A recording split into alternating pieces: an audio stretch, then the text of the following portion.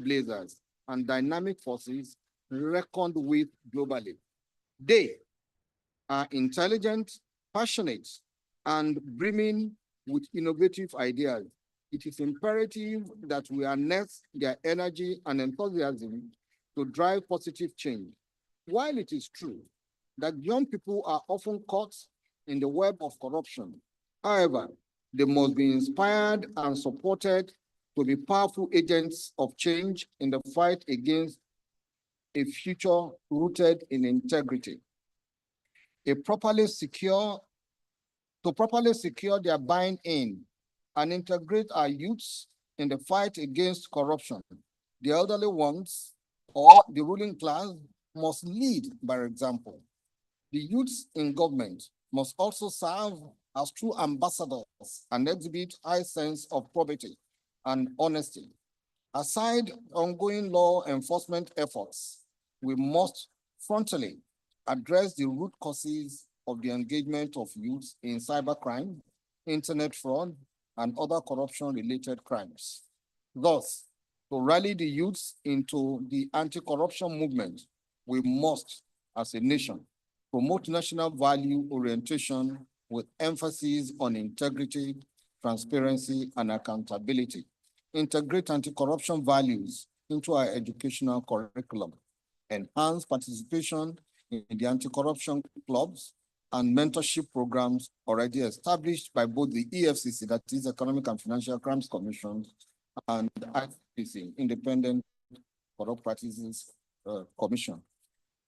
Engage youth participation in governance and decision-making processes, and leverage on ICT resources to enhance transparency and monitoring whistleblowing, etc.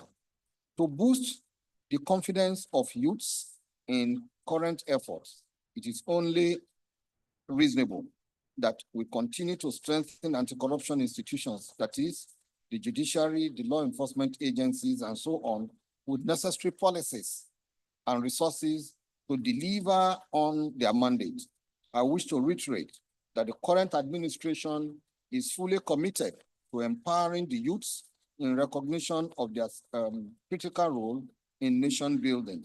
Notable innovatives of the government include appointment of youths into positions of high responsibility, student loan scheme through the Nigerian Educational Loan Funds to ensure financial constraints do not hinder educational aspirations, the Digital and Creative Enterprises Program, the Nigerian Youth Academy, and the National Youth Talent Export Program, among others. The federal government has also scheduled the Nigerian National Youth Conference for February 2025, which is an aftermath of the President's Independence Day broadcast or commitment to address key youth-centered issues, such as unemployment, education, and political participation. In addition to the above, we are also focusing on implementation of the anti-corruption strategy. You may recall that at the commemorative event of the African Anti-Corruption Day, which took place on the 11th of July, 2025, I informed all on the commencement of the implementation of the National Anti-Corruption Strategy 2022 to 2026 and its action plan. The National Anti-Corruption Day is part of government's ongoing effort to prevent and combat corruption and strengthen good governance across all sectors at both the national and subnational levels.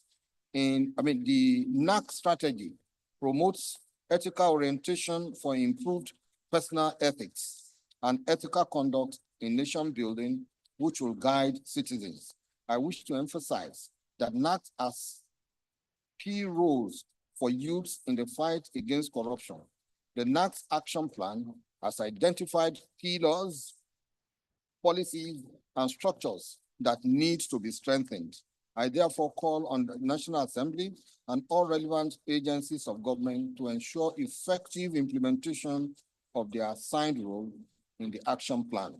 My ministry, the Federal Ministry of Justice, has also been working hard to put in place the necessary structures for the inauguration of Interministerial Committee, development of anti-corruption funding framework, and resourcing of the NAC Secretariat under my office. The adoption and implementation of this strategy is one of Nigeria's treaty obligations under the United Nations Convention Against Corruption. I also lend my voice to that of President Bola Ahmed Tinubu in calling on member nations of the Economic Community of West Africa, particularly my fellow attorneys general, to, as a matter of necessity and urgency, put for ratification and full implementation of the ECOWAS Protocol Against Corruption. As we reflect on the theme of this year's International Anti-Corruption Day, I call upon public institutions, private sectors, business community, civil society, and the country's youth to cooperate and show commitment towards a culture of accountability and transparency in order to mitigate corruption and its negative effects locally and globally.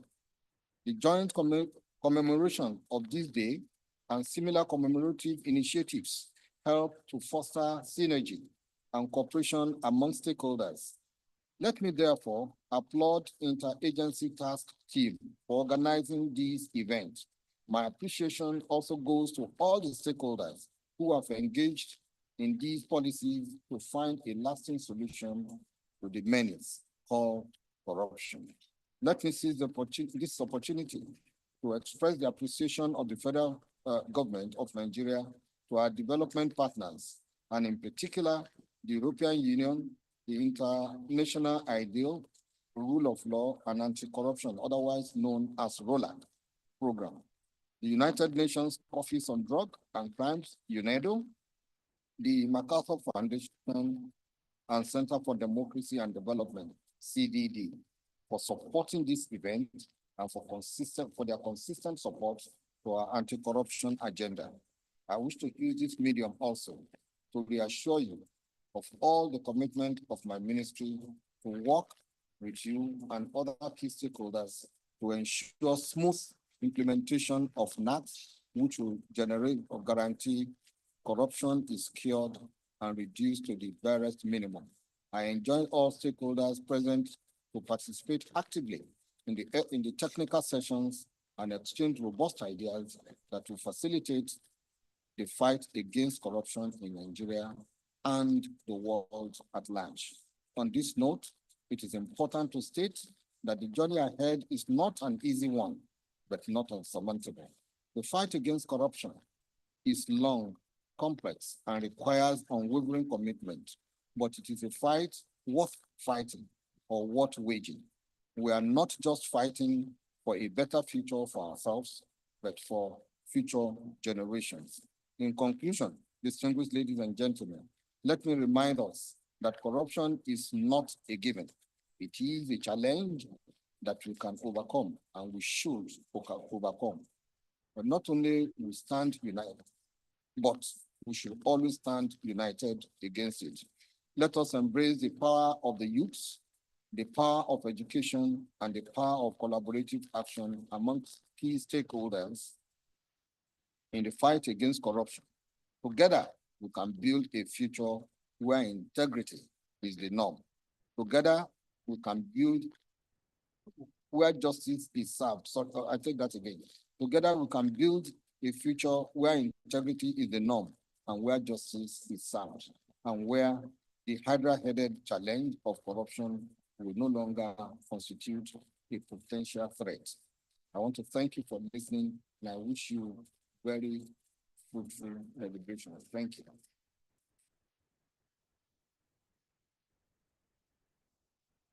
Please, the round of applause is not enough for the Honorable Minister. And I will tell you why. This man had an appointment at the appeal court, but he told them, I will not do any other thing today except I come here. And the last line of the second stanza of the national anthem, I'm sure that's what is driving him. He wants to leave a banner to these young ones that has no stain. Honorable Minister. Thank you one more time. We can release you now. We can release you. Let's appreciate him as he goes. He did this for you, the young ones. He did this for you.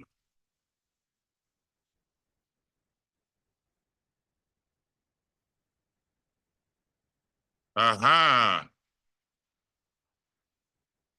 how you appreciate a caring father. Thank you very much. And some of you that want to be minister in the future, better tap the anointing now.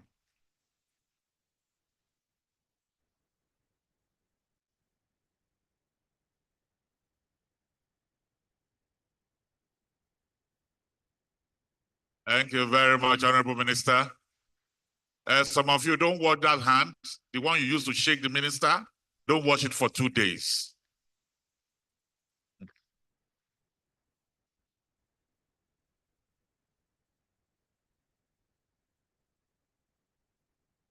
Honorable Minister, I didn't get my own handshake. Thank you. Have a beautiful day. Have a wonderful day. Thank you very much for coming. So let's settle down now. Let's settle down and get into the business.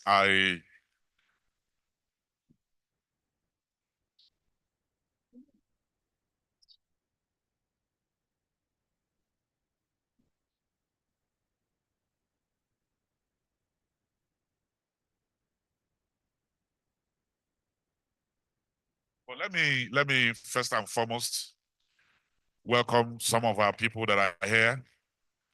The chairman, ICPC, a very gentleman indeed. Dr. Musa Adamu Aliyu, SAN. Doctor, you notice that before I called your name, the children were already clapping. They want to be SAN, still like you. Thank you for coming. But you know, these big men are very busy. Mrs. Jane Omumere, head of Tuga, is also here. I know you are very busy, but can you put our hands together for our ladies and gentlemen? And I welcome all of you, our diplomatic friends, development partners, and all the stakeholders in the anti-corruption ecosystem. I welcome. We will continue to readjust our program. Let me welcome here to deliver his goodwill message because he has other things he wants to do. The chairman of ICPC. The last time I saw him at an event, you will know he has a clean heart and he can protect our money. Let me welcome here Dr. Musa Adamu Aliyu, SAN.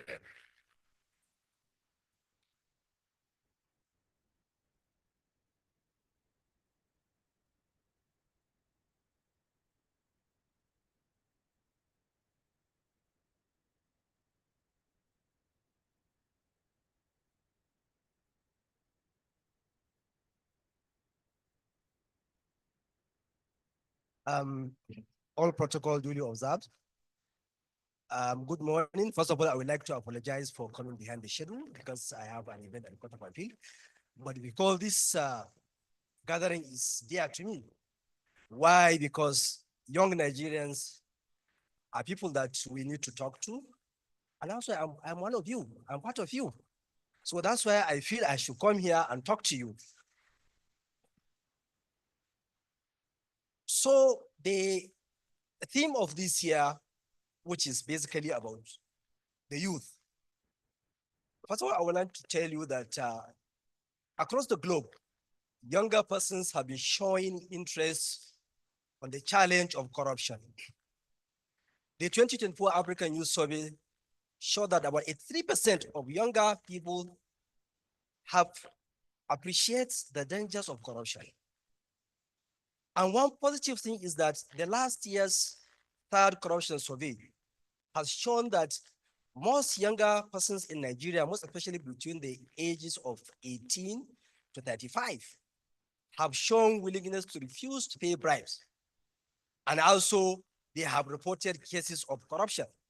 This has shown that the future for the younger generation, we have a future people who have integrity. So I want to tell you that we at ICPC, we really appreciate all what younger people are doing. And also we are ready to support you in order to ensure that we have built a crop-free society where younger people will represent this country.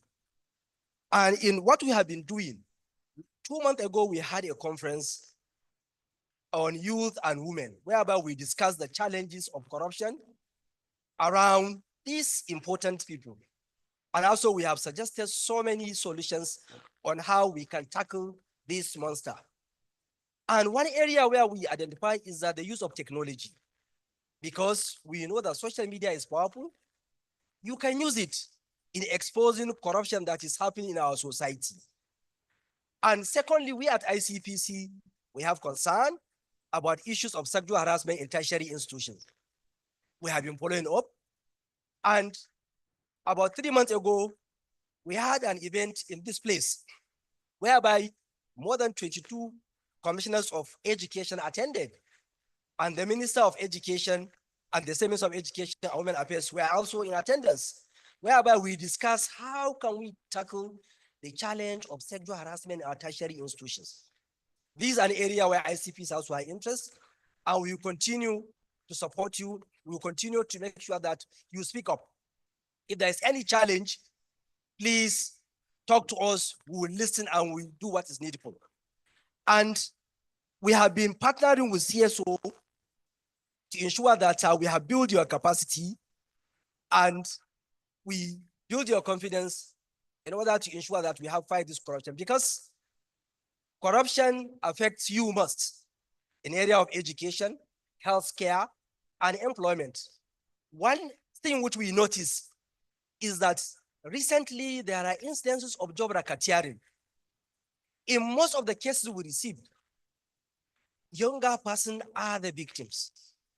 We have identified specific ministries and departments where these instances are happening, and we have been in discussion with those agencies, and very soon we'll start prosecuting those who involved in job racketeering. I also want to appeal to you, please and please don't pay money in order to get employment. Don't do that. It is corruption. Stand firm, acquire good education. The person standing before you is somebody who is from humble background. My father was nobody. My parents were nobody. But today, here is where I am. Why? Because of education. Why? Because Nigeria is a country whereby the son of nobody can attain the highest or the dynamics of whatever profession he chooses. So I want you to call on you to please and please live a good life, be obedient to your parents, your teachers, and also don't be afraid. Stand firm in what is truth. God will protect you. God will protect you. Nobody has your destiny. Your destiny is in your hands. So please and please keep up, and I wish you all the best.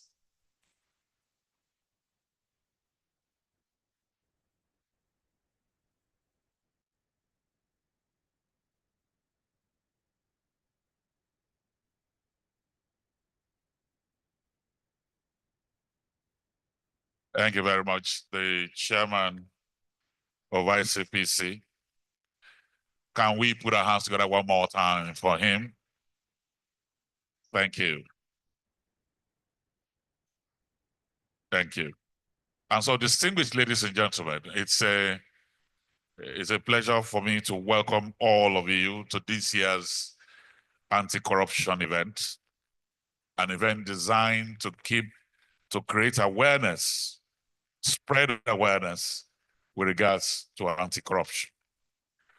Since in 2005, when 140 countries adopted the UN Convention against anti-corruption, the issue of anti-corruption has continued to be on the front burner. So let me welcome all of you This year, the focus will be on you. The Honorable Minister have stressed it. And of course, the Chairman of ICPC have also stressed it. As we're coming in, please, let's take our seats as I welcome the following to the high table.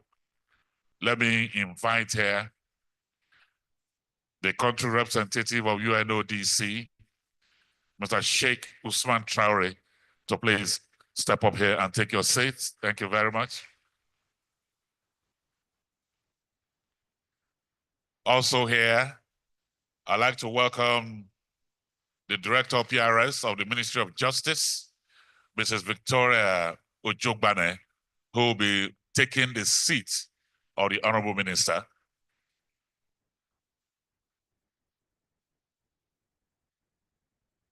The Chairman of ICPC, who just addressed us now, but rushing off to another assignment, Mr. Demola Bakre, will be taking his seat.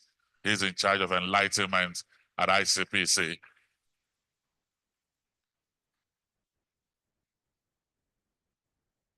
We also have Mrs. Jane Onwumere, the head of TUGA, who will now stop gisting with people where she is and rise up to come to the high table.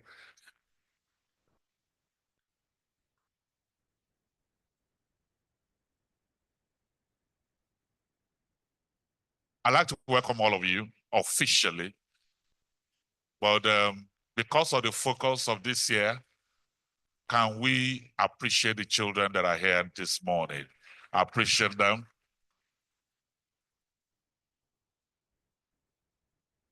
There's a little boy somewhere in front there who I met this morning with a very beautiful smile, and that smile will not be wiped off because of corruption.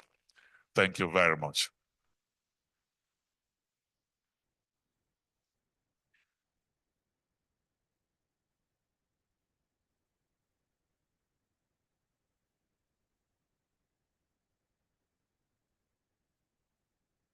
Let me welcome Mrs. Geraldine Ita Etuk, Acting National President, National Council of Women Societies of Nigeria. Where is she? I welcome you. Thank you very much. So this is how we'll start. We'll have a short video on youths across the world and how they key into the anti-corruption fight. And then the NYSC dance troupe will come, and then we'll start formally. But before then, where's Saleh? Okay, he has stepped out. So can we have the video now? At formally. But before then, where's Saleh? Okay, he has stepped out. So can we have the video now?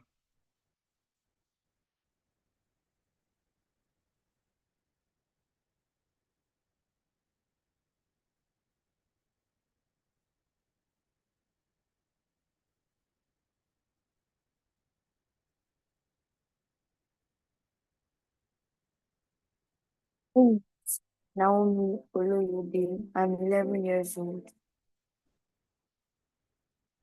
I like singing and mostly giving public speech. Good day, my distinguished audience. I'm from the Battle Axe High School in Abuja, Nigeria.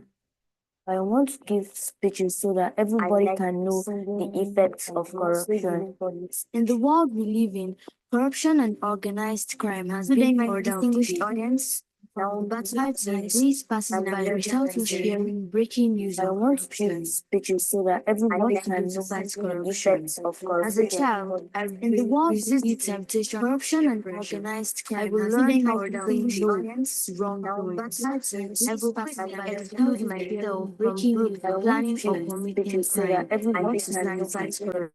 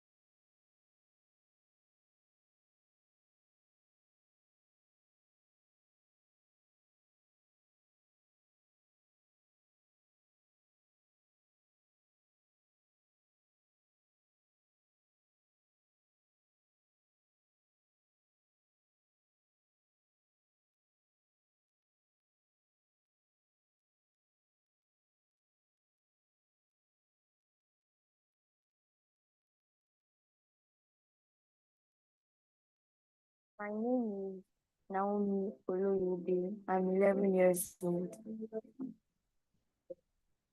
I like singing and mostly giving public speech. Good day, my distinguished audience. I'm from the Battle Axe High School in Abuja, Nigeria.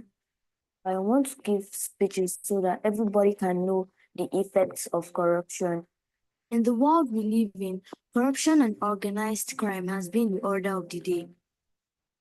Hardly days passes by without us hearing breaking news on corruption. What to do to fight corruption? As a child, I will resist the temptation of peer pressure. I will learn how to say no to wrongdoings. I will quickly exclude myself from I think groups the video is planning or repeating. committing crime in my I think the video society. is repeating. I'll report to the authority. Thank We you. should have good government. Thank you very much. You won't believe that Naomi Oloyede, the superstar that's addressing the whole world and confidently is here with us today. Naomi, where are you? Naomi, where is she? You were addressing them over there. You cannot come here. Come out. Where is she? My left? Ah. Come. I didn't even know she's this tall. Eh? Did you mean all those things you said? Yes, I did. Yes, sir. Here I present to you in 2030 the next chairman of ICPC. Thank you very much. So I welcome all of you one more time. I will invite the NYSC cultural troupe. And after that, the head of TUGA will briefly welcome us before you do UNODC, who has also left some very important things to join us, will deliver his address. The NYSC, please.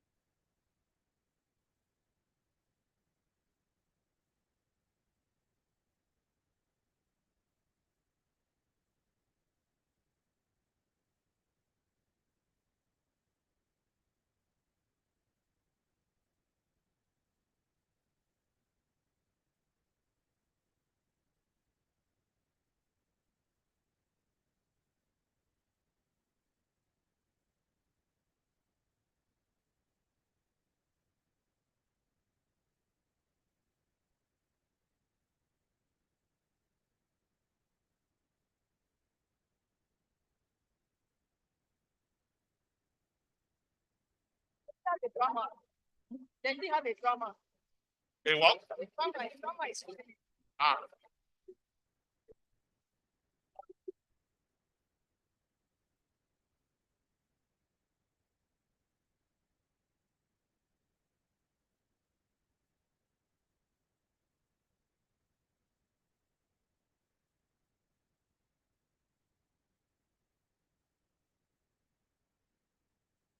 I understand there's a short drama, but before they bring it, let me quickly welcome the following to sit on the high table.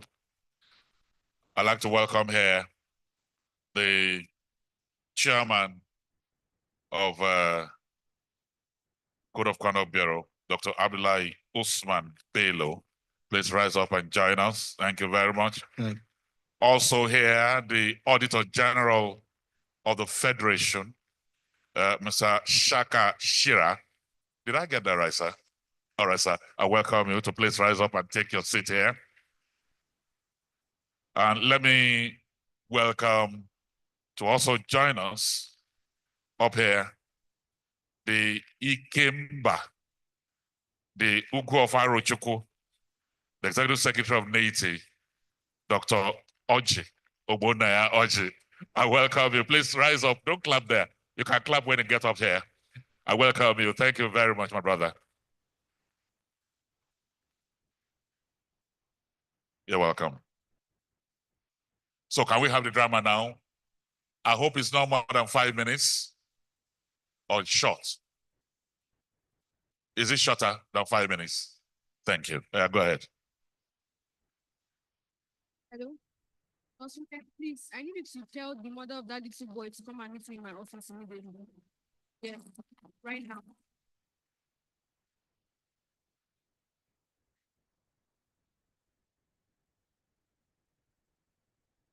Hello, doctor.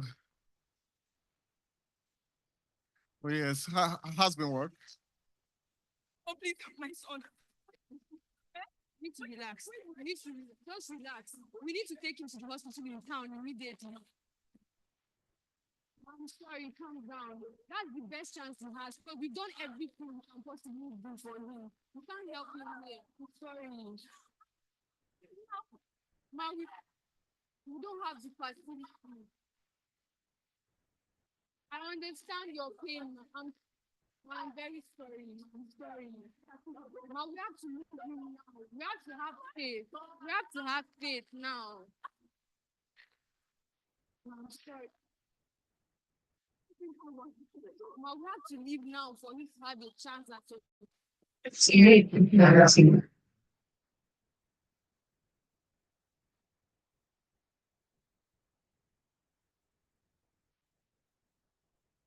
Please, excuse me. Let me. Does it mean I have a hand in this woman's pain? Ah!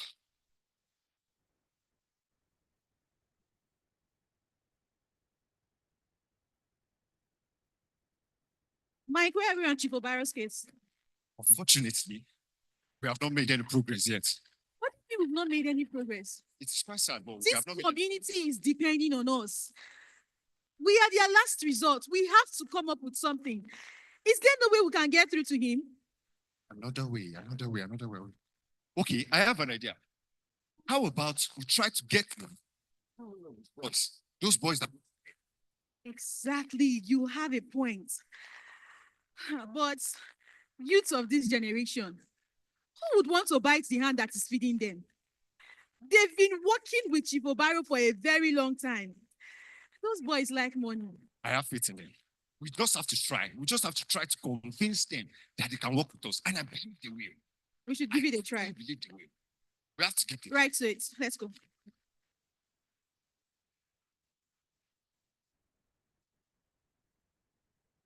Tell me, how are you now? Why are you wearing a gloomy face? What's the problem?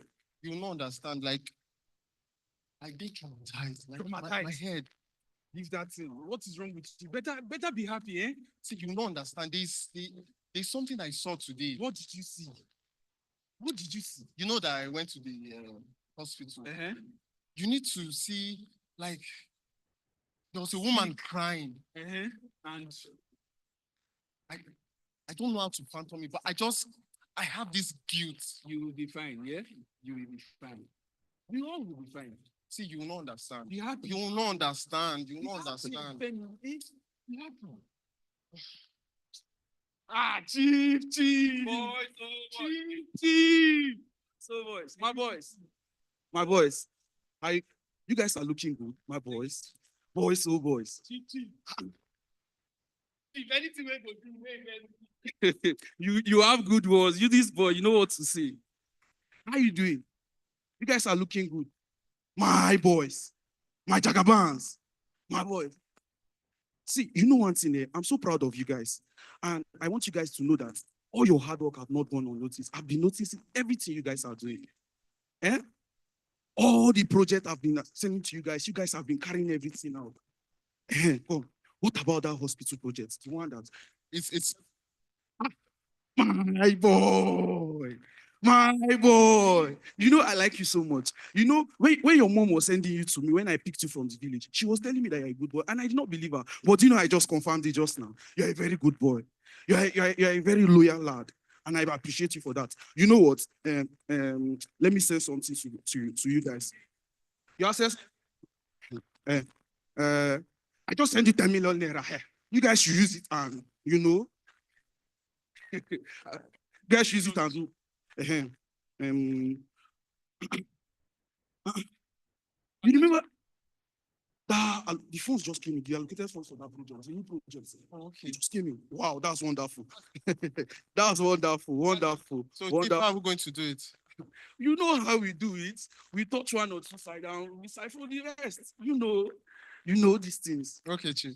So by next week, I will tell you guys what to do. Yes. Please, I'm coming. Someone is calling. Let me answer this call. Hello? 5 million. But December is short for us like this one. Problem now.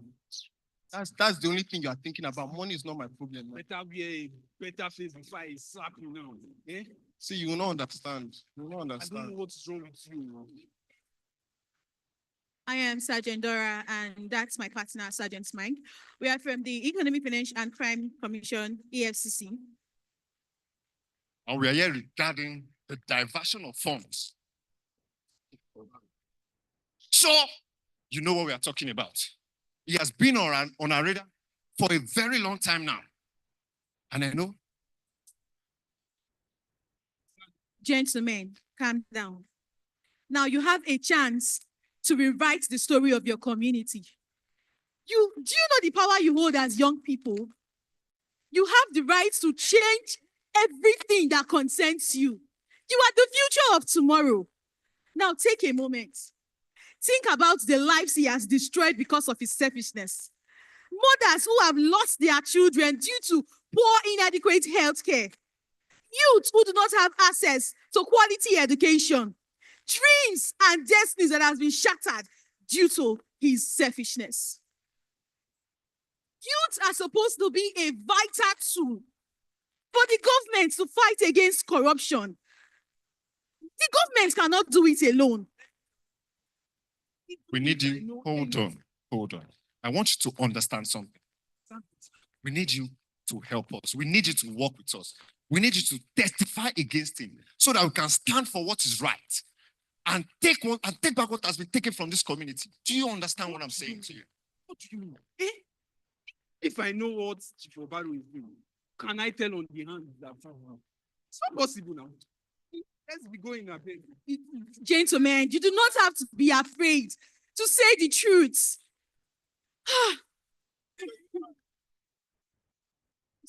You testify. You testify. Good evening, Chief Who are you Obaro. guys? Yes? We are from the Economic Financial Crime Commission, EFCC, and you are under arrest for the diversion of funds, misappropriation of public funds, extortion, embezzlement, nepotism, and breach of trust. Chief. Me? Yes. You must be joking. I'm not the one.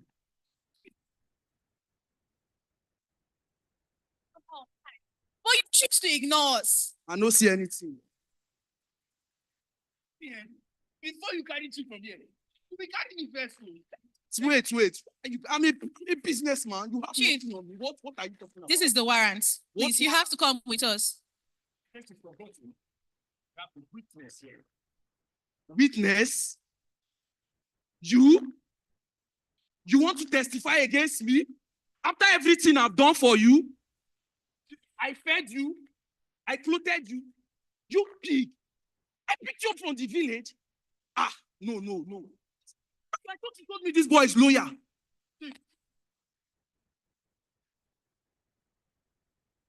People that have died. So you need to see what I saw in the hospital. How is that your business? How is it your business? You idiot. Giving you money. Is there anything you ask me I not do for you? Chief? Wasn't that the one that paid for your mother hospital bill? Chief? Did I not send money for your sister's school fees in the university? What have I not done for you? You're a very useless boy. Chief, you have to go. Go here. Come here with us. This is what we get. People who the government has entrusted with funds to help the society, the community, we, the people. What do? They pick youths, few gullible people who they can manipulate, give them crumbs, and they end up devouring the rest of it, a whole lot of it. And then you, the youths, you stand and watch. Oh no, we have about 22 bodies, 22 inter-state tax team who are in charge of covering all this. The EFCC, the police, the ICPs, call them, numerous of them. We have them. And we, the youth, this is our time. This is the chance that you have to stand with these agencies and to curb corruption, to stop people like Chief Obaro. And with us, the youth, we'll get a better Nigeria. Thank you.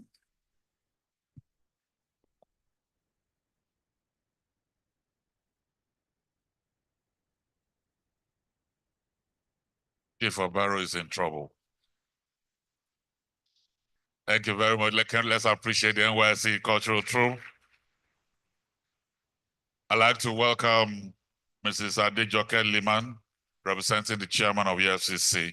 She is the director of Planning, Policy, Research, and Statistics at the EFCC. I welcome you. Thank you very much.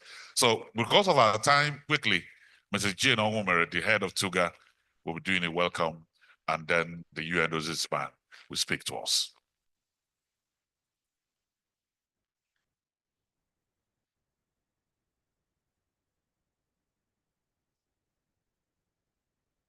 Thank you.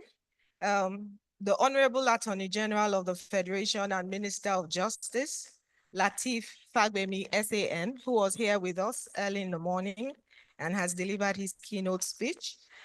Dr. Musa Adamu Aliu, SAN, Chairman, Independent Corrupt Practices and Other Related Offenses Commission, who was also here with us at 9 a.m. Mr. Shaka Kanyito Shira, the Auditor General for the Federation. Dr. Abdullahi Usman Bello, Chairman, Code of Conduct Bureau. Dr. Oji Ogbonaya Oji, Executive Secretary and Chief Executive Officer, Nigeria Extractive Industries Transparency Initiative. Mr. Sheikh Osman Toure, the country representative, United Nations Office on Drugs and Crime.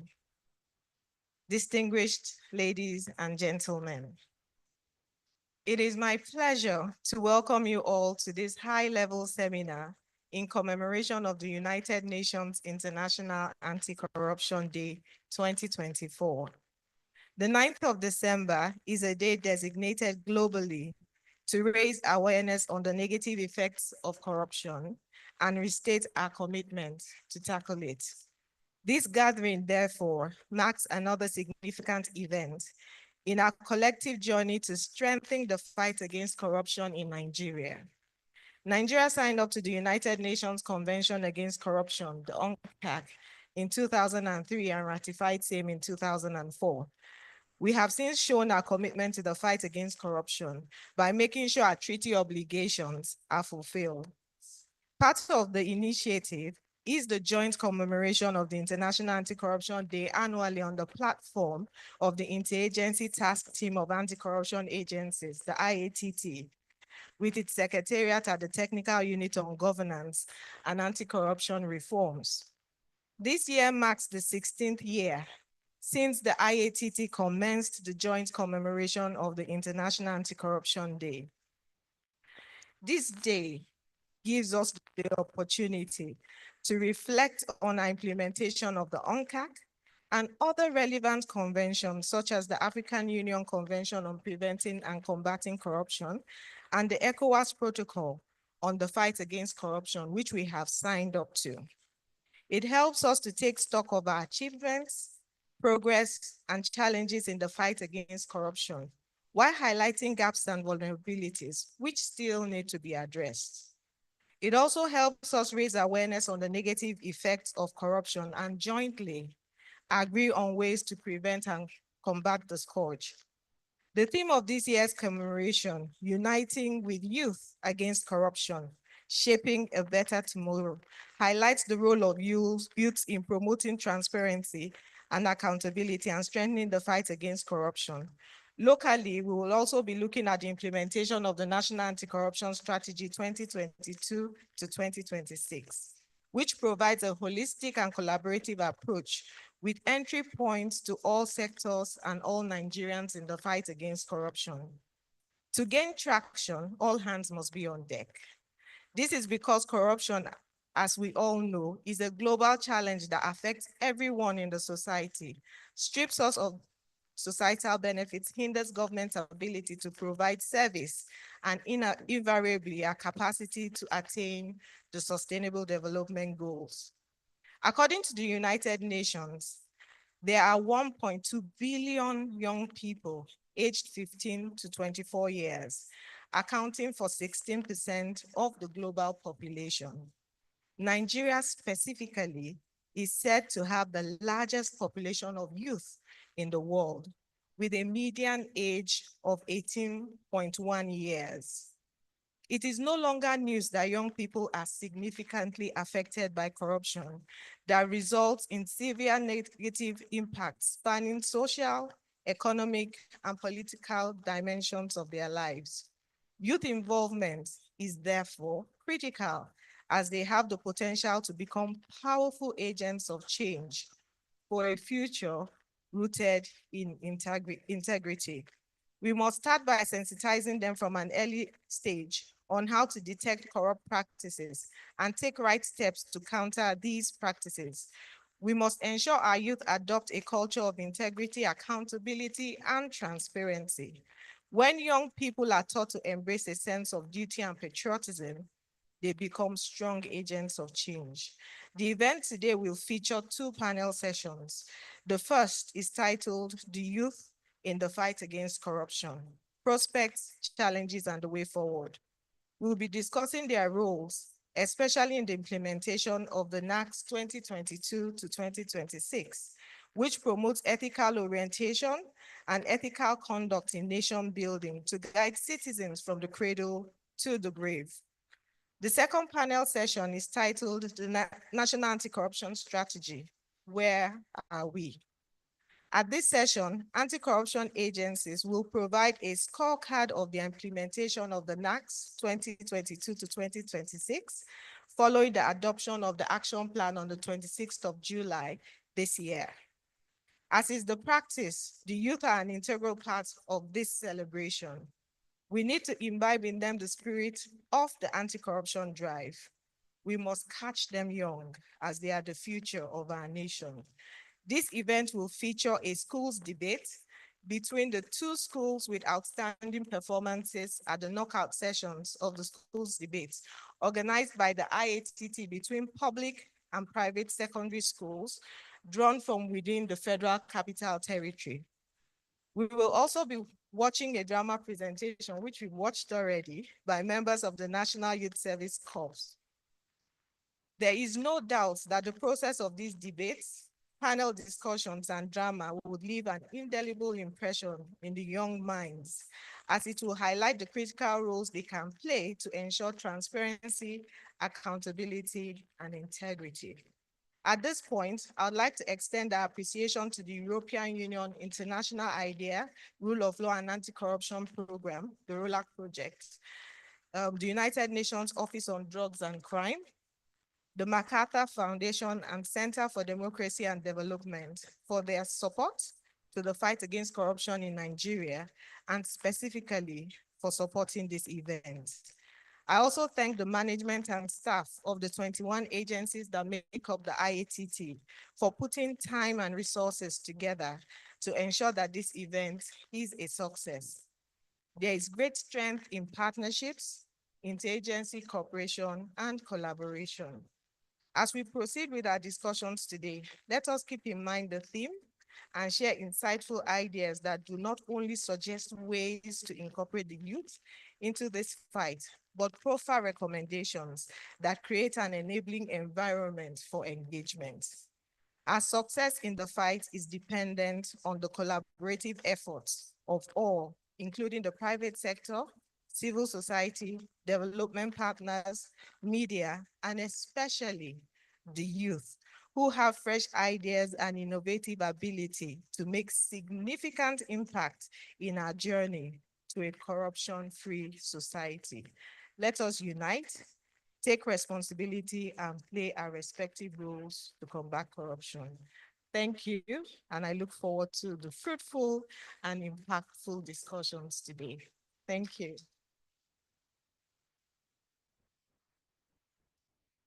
Thank you very much. That is Mrs. Jane Onwumere, head of TUGA. And I just looked into the audience, hiding behind the camera, the former head of TUGA, Ms. Lillian Ekanyao. You cannot hide. You did an amazing work while you were there, and we'll continue to celebrate you. You're welcome. Thank you very much. Thank you.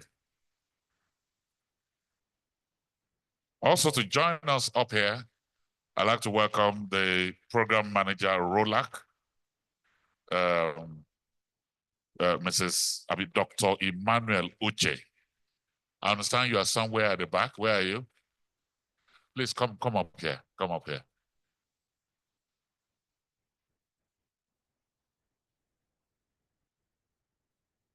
Thank you very much. Very humble man. He went and sat at the back.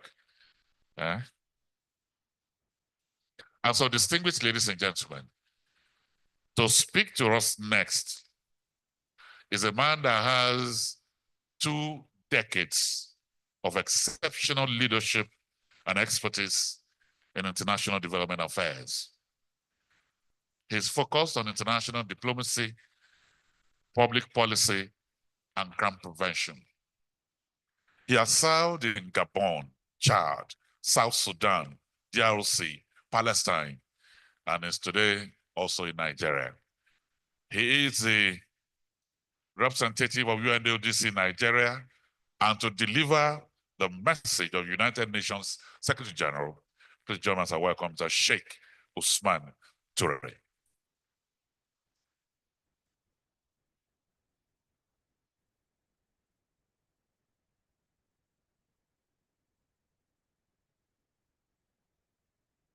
Good morning.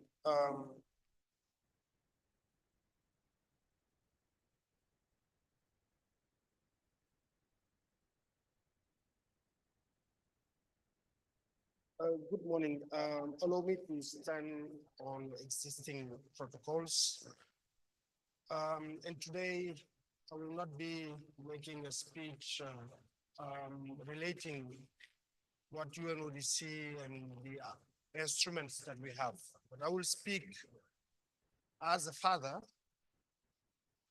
who is concerned about the future of his children, because I believe that the youth have a voice to be part of the solution. As today we stand at a crossroad in history, a moment where we must decide whether to continue down the well-worn path of corruption or to forge new trail toward integrity, transparency, and progress. And I'm here to tell you that the power to make this choice lie in the hand of our youth. Corruption is not just a word, it's a cancer that eats away at the very fabric of our societies. It robs our young people of their dreams, their opportunities, and their future. It deprives them of quality education, meaningful employment, and the chance to engage in public life. It stunts our sports, weakens our healthcare systems, and accelerates the destruction of our environment. In a world grappling with numerous challenges, as you can see how the world is currently, inequalities and injustice, we cannot just ignore the fact that many of these issues are deeply rooted in corruption. While with about 1.9 billion young people globally, nearly a quarter of the world population, the fights against corruption is not just important, it's a vital one for our collective future. But let me be clear. While our youth are significantly affected by corruption, I believe they are not victims. They are the powerful agent of change, the catalyst that can ignite a revolution of integrity. Young people, your choice matter. And I'm very pleased to see such a mobilization of all this young soul who are the future leader of this great nation of Nigeria, but also of Africa. And I'm very happy to see all the different schools represented here. Your demands for accountability can shake the foundation of corrupt systems. Your active participation in anti-corruption efforts can help us build a culture of integrity that spans both public and private sectors. Education is the key that unlocks this potential. It instills values of transparency, accountability, and integrity from an early age. It empowers you to promote ethical behaviors within your social circles and challenge corruption at the community level. In this digital age, our tech-savvy youth have an unprecedented opportunity. You can leverage technology like blockchain, AI, online platforms, and innovative application to enhance transparency, increase access to information, and create tools for anonymous reporting of corrupt practices. Therefore, I call upon all of us to actively listen to our young people. Your ideas today may hold the key for the best solution for combating corruption and strengthening integrity tomorrow. Young integrity leaders, you have a vital role to play. Advocate for the dismantling of institutions structured that enable corruption, push for greater transparency and accountability through your active participation in reforms. You can help us create corruption-resilient institutions that reject unethical behaviors. By addressing corruption, we pave the way for a fairer, more transparent society, a society where young individuals have equal opportunity to achieve their dreams. This effort builds the trust in institutions and inspire the next generation to actively contribute to creating a better future. Young people of Nigeria, you have a clear vision and innovative ideas for a future free from corruption. We must give you a seat at the table, listen to your voices, and involve you in the process. By empowering you to actively engage and help lead future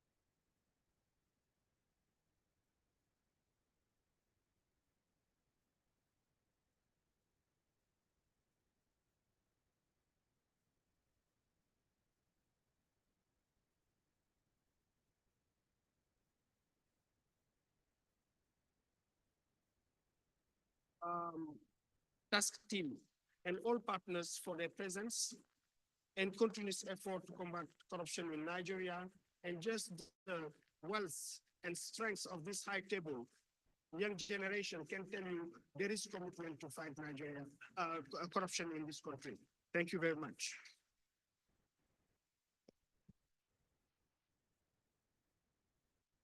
Thank you very much. What's happening with the sound?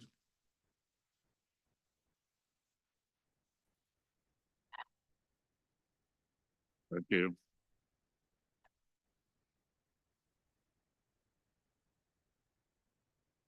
Well, distinguished ladies and gentlemen, sound man, please, can we concentrate on it?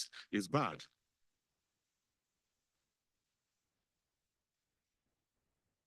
Thank you.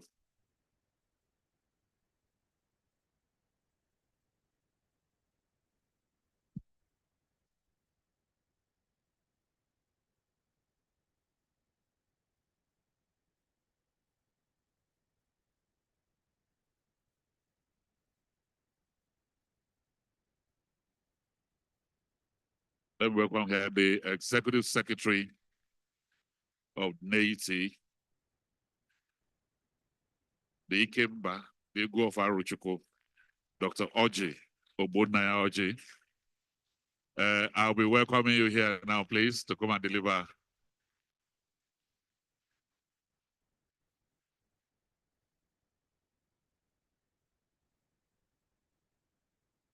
Welcome you. Well, thank you very much. That's the intimidation you get when the master of ceremony knows you from, if the MC is from your place, you suffer some harassment. Other people were introduced normally. I don't know why he went to the village.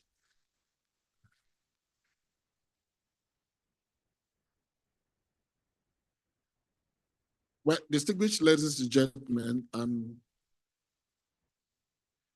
fellow heads of agencies here present, especially my brother, the Attorney General, the Auditor General of the Federation, and the Code of Conduct Bureau, the ICPC. I was reliably informed that the Attorney General was already here, and the chairman of ICPC who apologized, but we were giving 10 o'clock. So I was walking towards 10. I didn't know that Sugar made arrangement for some of us to pass the night here. 10 o'clock was 10, and I was here at 10. So I apologize that I couldn't with the minister, but it's all right. We know that the minister sticks to time, and which is very, very good.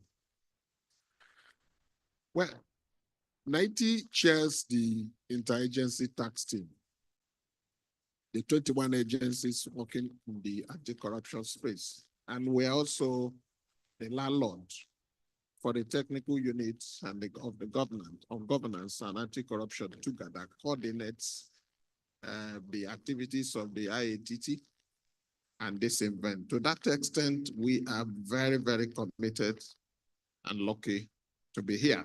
It's both an honor and profound responsibility to address you on this very significant occasion of the United Nations International Day on International Anti-Corruption Day. The team uniting the youths against corruption, shaping tomorrow's integrity, highlights the crucial role young people like you can play in any society that is faced with this very peculiar challenge, global challenge actually. You are not only leaders of tomorrow, which you'll be hearing, you're actually leaders of today and should constitute yourself as change makers, because many of us were in this country where you stay in your village, attend village schools, and the standards were almost the same, if not more. They're all uniform with schools we had in the town. The railways were working, the postal system were working. We stay in our colleges, we ride to schools in London, We write to shops in London. They send us materials back in our school. We go to post office.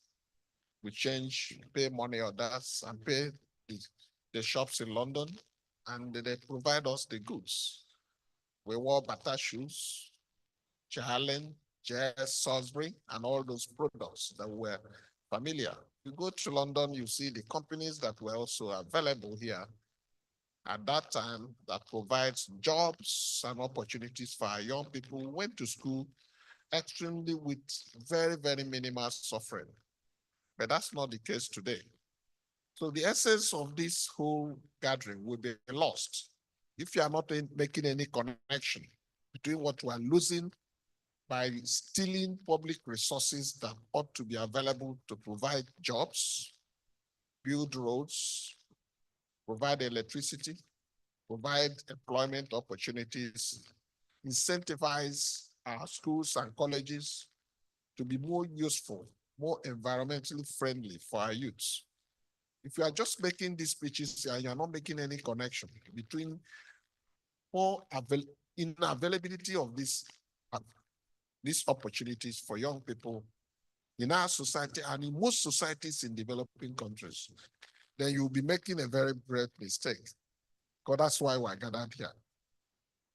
We gather here to reaffirm a commitment to eliminating corrosive effects of corruption, particularly within the extractive industry space, where the Nigerian Extractive Industry Transparency Initiative is a very strong voice for things to be done well. NITE is a key institution in promoting transparency and accountability, recognizes the urgency of this global challenge. Corruption remains one of the most significant threats to our nation's progress, and the extractive sector, oil, gas, and mining sector, is the hive, the beehive of this stealing that is going on. When you are able to access the NITE website and see the amount of data that were put at your disposal, which the youths are not a youth, which the youths hardly find useful, hardly read. We're all browsing on our phone and chasing information that have no connection really to our well-being. If you notice the amount of time we use on our phone to visit responsible websites and see the amount of information that is available to us, we will use our time more appropriately, because when we come for conferences, half of the time are spent on us browsing on our phone for information that hardly can put food on your table. The point I'm making here is that on a day like this, it's essential that we reflect on both our progress and our challenges that lie ahead. Children leave school without any hope of getting employment very soon. It was not like that in our days. When we left secondary school, you had a choice of either proceeding to higher institution, or if you want to work was readily available. It was readily available. And in the institutions we attended, the environment was friendly to learn. Quality teachers, most of them, even from outside the country, we had Indian teachers, we had teachers that came from other countries here in Nigeria. So because stealing of public fund was very minimal at that time, we used to hear occasionally 10%, but now it's no longer in percentages. Because at that time, a certain judge said that if he sees 1 million naira, he will collapse. But today, we read newspapers that billions have disappeared, and it doesn't shake any Nigerian. These are things that we must make that connection with the speeches that you're hearing today. Our work and our duty as Nigerians is to take our country seriously, to take the government, public officials, industries, companies, that people that do business with public trust, to hold them to account constructively with evidence-based information and data. Transparency is the vision, is the foundation of NIT's work. And we are committed to delivering accurate data, timely information that could help you engage in this process constructively. Because he who has information and data controls the debate. We recognize that empowering the youths with tools, knowledge, information and data, and reasonable platforms like you are gathered today to identify what actual corruption practices mean is very vital. By nurturing a culture of integrity among our youth, we will be building ethical values permanently in their minds and daily conduct. As we commemorate this day, it's important that we unite to confront these issues, just not good enough talking about them. Let us envision and work towards a future where extractive industries, for instance, can contribute meaningfully to national development, build a socially harmonious society, and reduce poverty. Unemployment is a source of poverty. Impossible access to education is a source of poverty. Deprivation arises when we have youths that are roaming the streets without jobs. And an angry man is a hungry man. Hungry man is an angry man. They go together. And when one is hungry, he becomes very anxious. And when he's anxious, he's unpredictable. And when he's unpredictable, he's dangerous. And when he's dangerous, it's a threat to society. And all this can arise as a result of hopelessness, especially by young people that are brilliant, very ready to work, and they are energized. And we are fortunate to have a young population, a population that is made up of young people. So the choice of this year's message to our people, to our young people, is very important.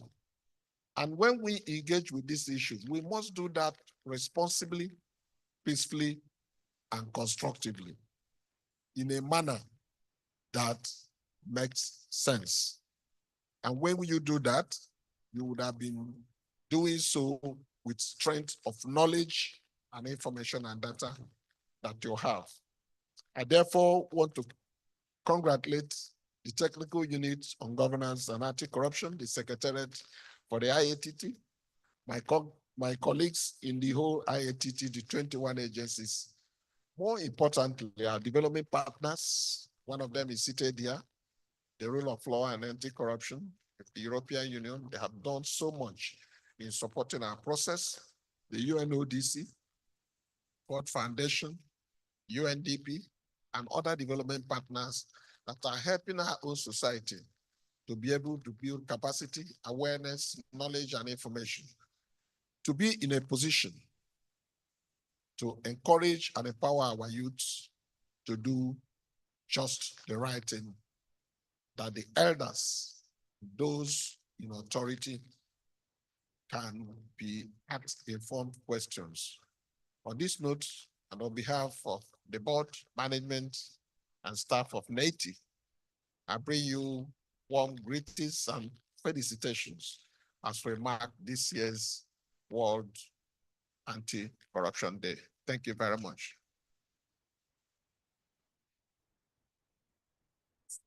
Thank you.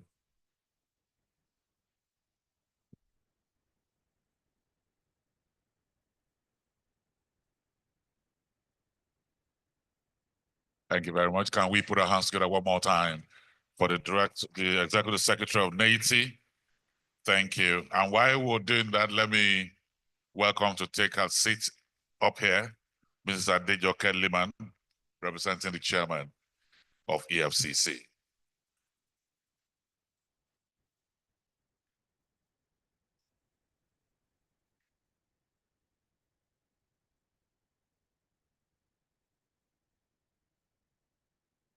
Distinguished ladies and gentlemen, to speak to us next is a man that is a fellow of the National Accountants of Nigeria. He's an expert in taxation. He's an international public sector accounting expert. He is into statistical analysis. He also has knowledge about computer forensics. He's Auditor General of Nigeria, but he will tell you all of these things I've mentioned do not mean much to him. He prefers to be called the man that loves his family and loves children, and he's a farmer. I'd like to welcome here Mr. Shera, the Auditor General of the Federation.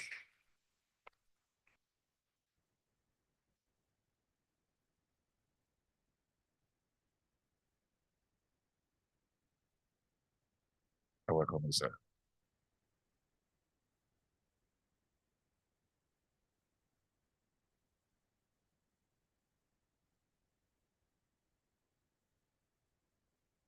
Good morning, all. I stand on the existing protocol. It is my honor and privilege to be with other drivers of anti-corruption crusade in this country at an event designed to commemorate the International Anti-Corruption Day in Nigeria. I'm particularly happy because the theme of this year Anti-Corruption Day, Uniting Youth Against Corruption, Shaping Tomorrow's Integrity, aptly captured the essential ingredients in the global fight against corruption.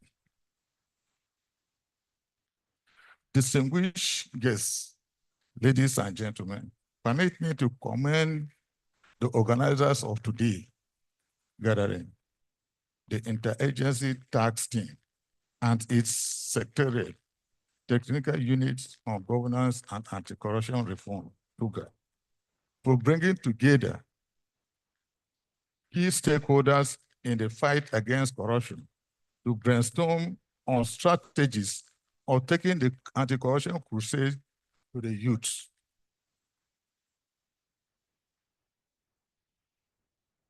Who constitutes the greater percentage of our population.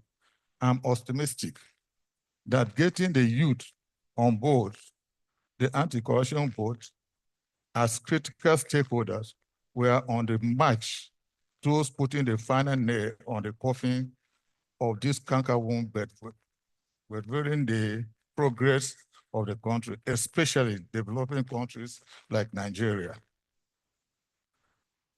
Furthermore, I envisage a greater result and positive attitudinal change if we teach our youth to imbibe integrity and also allow them to take the driver's seat in the fight against corruption. To achieve this, key stakeholders like religious leaders, teachers, policymakers, administrators, politicians,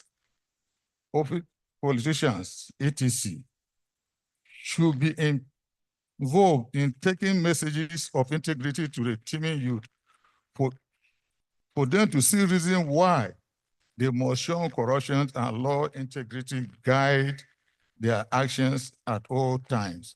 This message cannot be effective when the messengers, adult, that is we, practice and demonstrate what they preach. Remember, the youth possess quicker learning faculty than us. May I further add that as we take the message of integrity to our youth, let's tell them that our founding fathers like the late Azikiwe, Tafawa Balewa, Awolowo, Sardauna, etc., were adored and highly respected because of the highest level of integrity and exhibited while alive.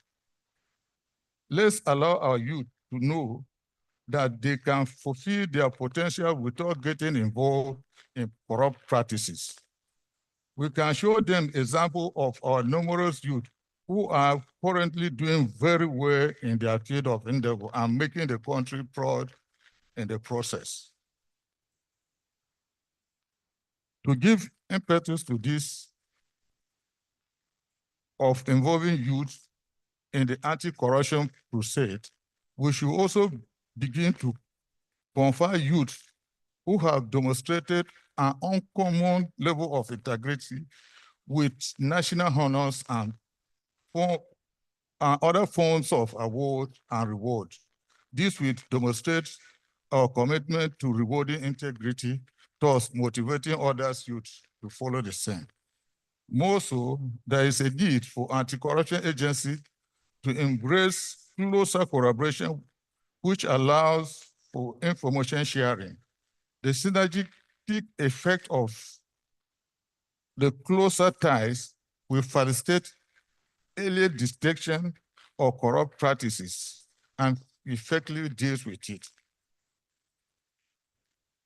Distinguished guests, ladies and gentlemen, let us make invaluable contribution to the conversation for this year's Anti-Corruption Day, uniting with youth against corruption, shaping tomorrow's integrity to enable the country to involve a sustainable policy that will entrench the key ingredients of this year's anti-corruption theme, that is integrity in our daily lives. Thank you and God bless you.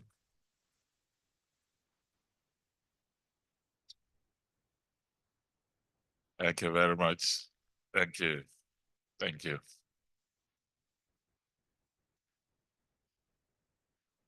Well, to speak to us next is a man that has a PhD in this area. He has a PhD in anti-money laundering compliance. So he's the owner of today. He has over 25 years experience in consulting, in banking, in law enforcement, financial services, and even in the academia. We are very happy to have him here. He's the chairman of the Code of Conduct Bureau. Please welcome Dr. Abdullahi Usman Bello.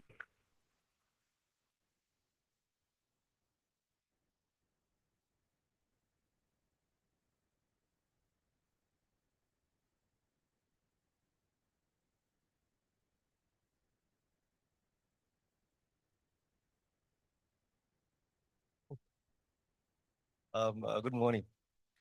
I think even before I start, maybe I should be among you, because according to some definition, I'm a young person. So thank you very much for having me here.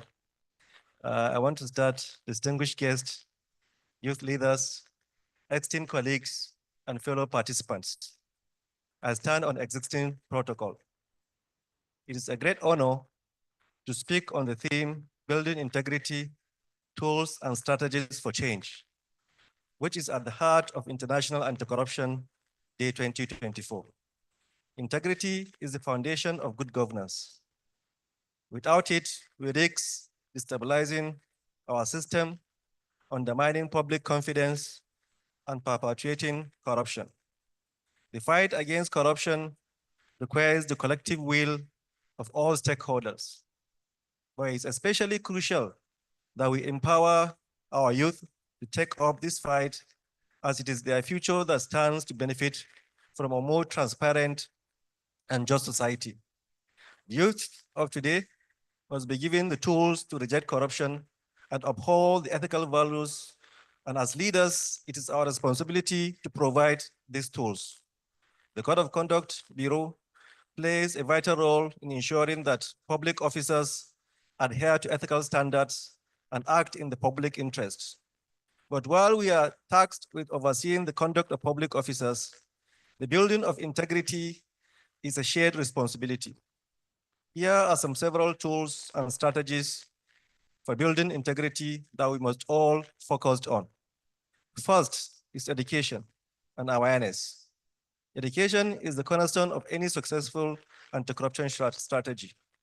It is essential that we engage youth in educational programs that emphasize the importance of integrity, transparency, and accountability. Schools, universities, and even workplaces should not just teach skills and knowledge, but also the values of honesty, integrity, and ethical conduct. The Code of Conduct Bureau supports various educational activities that equip future leaders with the right mindset to fight corruption. We will discuss this initiative in the panel discussion. Second, leading by example. Leadership at all levels must set examples. Public officers, political leaders, and corporate leaders must demonstrate integrity in their personal and professional actions. The Code of Conduct Bureau ensures that public officers uphold ethical standards and are held accountable for any violation according to the law. However, there should also be a broader societal effort where integrity is modeled in the both public and private sectors. Third, transparency and accountability mechanisms. Integrity thrives in environments of transparency. Government, businesses, and organizations must commit to transparent practices, including open reporting, fair competition, and clear accountability frameworks. The Code of Conduct supports public servants in maintaining transparency through the declaration of their assets, ensuring that they act in ways that are accountable to the public they serve. Fourth, youth engagement and empowerment. The youth must be given platform to speak out, participate in decision-making, and take leadership roles in anti-corruption initiatives. Engaging the youth in these processes not only empowers them, but also helps create a generation that values integrity. The Code of Conduct Bureau works closely with youth and society and civil society groups to foster a culture of integrity. Some of the plans that we have for our youth include supporting university integrity clubs, integrity essays, and debates, among others. Then fifth, leveraging technology. Technology offers powerful tools for transparency and accountability. We must encourage young people to harness digital platforms to expose corrupt practices, promote good governance, and create spaces for dialogue on ethical conduct. The Code of Conduct Bureau has embraced technology innovations to monitor public servants and ensure compliance with ethical standards. Then sixth, strengthening legal frameworks. We must continue to strengthen our legal frameworks to ensure that individuals who engage in corrupt practices are held accountable for their actions. Effective enforcement of laws is crucial in maintaining integrity. The Code of Conduct Bureau plays a key role in ensuring that public officers adhere to the ethical conduct and that violations are addressed in accordance with the law. In conclusion, building integrity is not a one-time effort, but an ongoing process that requires collaboration, education, leadership, and accountability. We must equip the youth with these tools, knowledge, and platforms they need to embrace integrity as a core value. Together, we can create a future where corruption is rejected in all its forms and integrity becomes the norms across Nigeria. Thank you for the opportunity to share these thoughts. I look forward to a productive discussion today and shared commitment to building a corruption-free society. Thank you very much. Thank you, Doctor. We appreciate it. Thank you very much.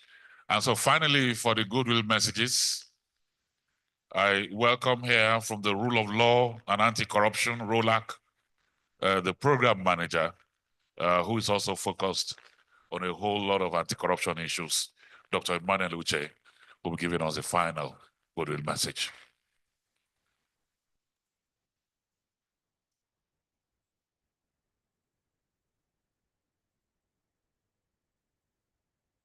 Good morning, everyone. And please permit me to stand on already established protocols. We are development partners. We don't know much of protocols, but we just come to facilitate and make developments happen. Great Nigerian youths, please, if you are in the house, I want to hear you answer me. Great Nigerian youths, great Nigerian youths, greatest Nigerian youths. God bless you. My heart will bleed if I come to today's events and discover that we only speak and make speeches, and the youth who have moved all the way to come join us in a celebration that is targeted primarily at them, to unite them for the fight against corruption, are not addressed. If we don't touch the youths of Nigeria in a manner that restores hope to them today, then we would have missed the mark. What is the goodwill message for? The goodwill message basically says bringing message of hope to the Nigerian youth. To bring the message of hope to the teeming Nigerian youth population. Let us face it. All of us here, adulthood na scam. Have you heard it? Someone even said to me, Nigeria is a Ponzi scheme with a flag. I'm sorry to say it. I shouldn't be saying that on the podium. But this is where we have brought ourselves to. But I'd like to tell you a little story as my goodwill message today. And that story is the fact that with enormous energy in the youth, you have the right not to accept the status quo. You have the right to change the narrative of this country for good. I know the easy thing to think about is to japa. Everybody wants to japa. Let me tell you about the japa syndrome. Many of those who japa today will return as slaves after being frustrated. There is no better place under the sun other than your country where you have every full right. And I tell you the truth, in this land, this is yet a land of opportunity. And the story I said I want to tell you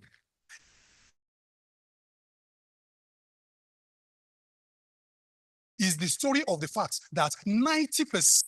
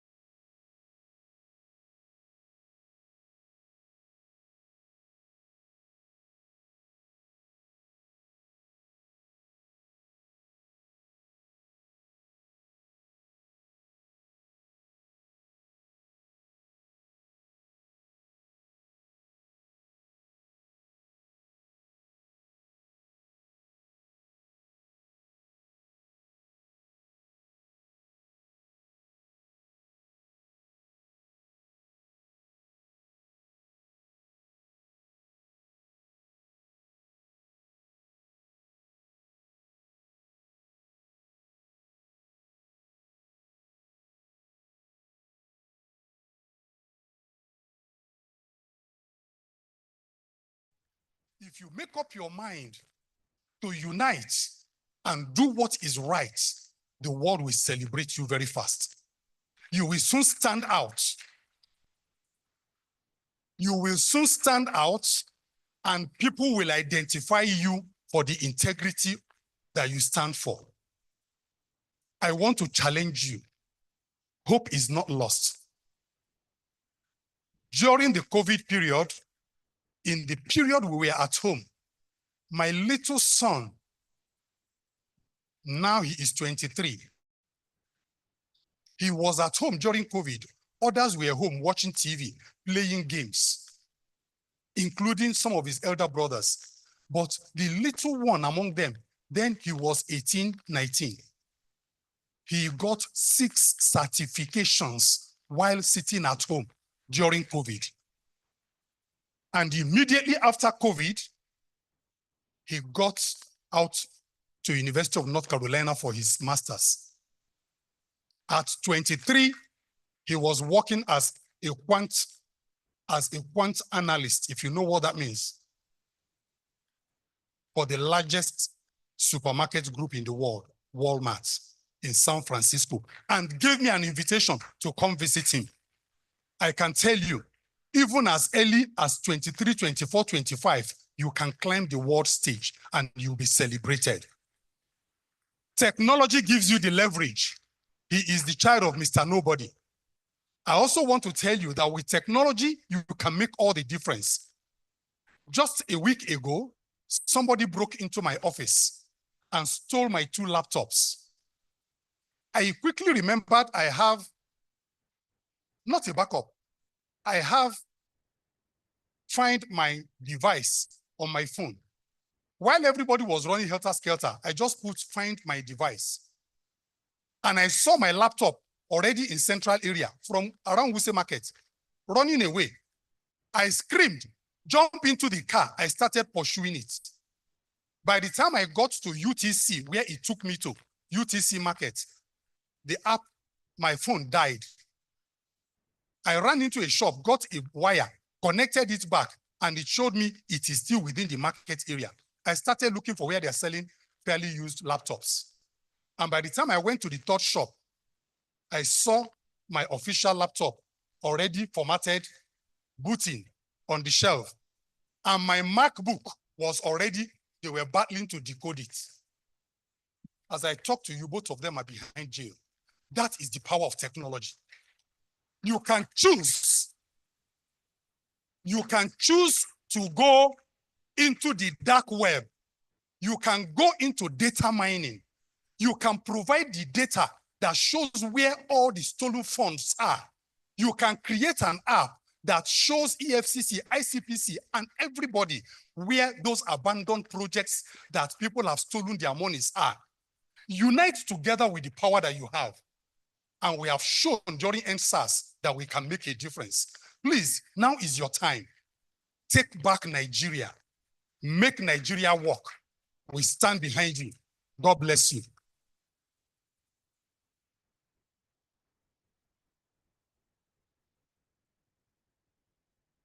This man has the juice. He has the juice. Can we appreciate him? You know what got me was that he said, I saw my laptop running to area 10. Thank you very much. And so we'll thank you. We will invite all the members of the top table to please step here for a group photograph, and then they will take the front seats because we want to constitute the panel now. All the members of the high table, please step down.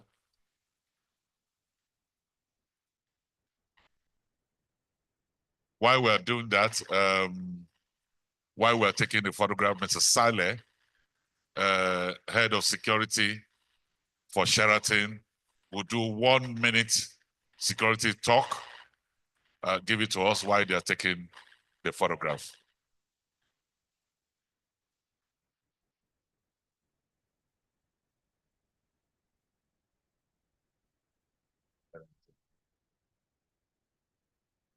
So we'll just line up here now for the photograph.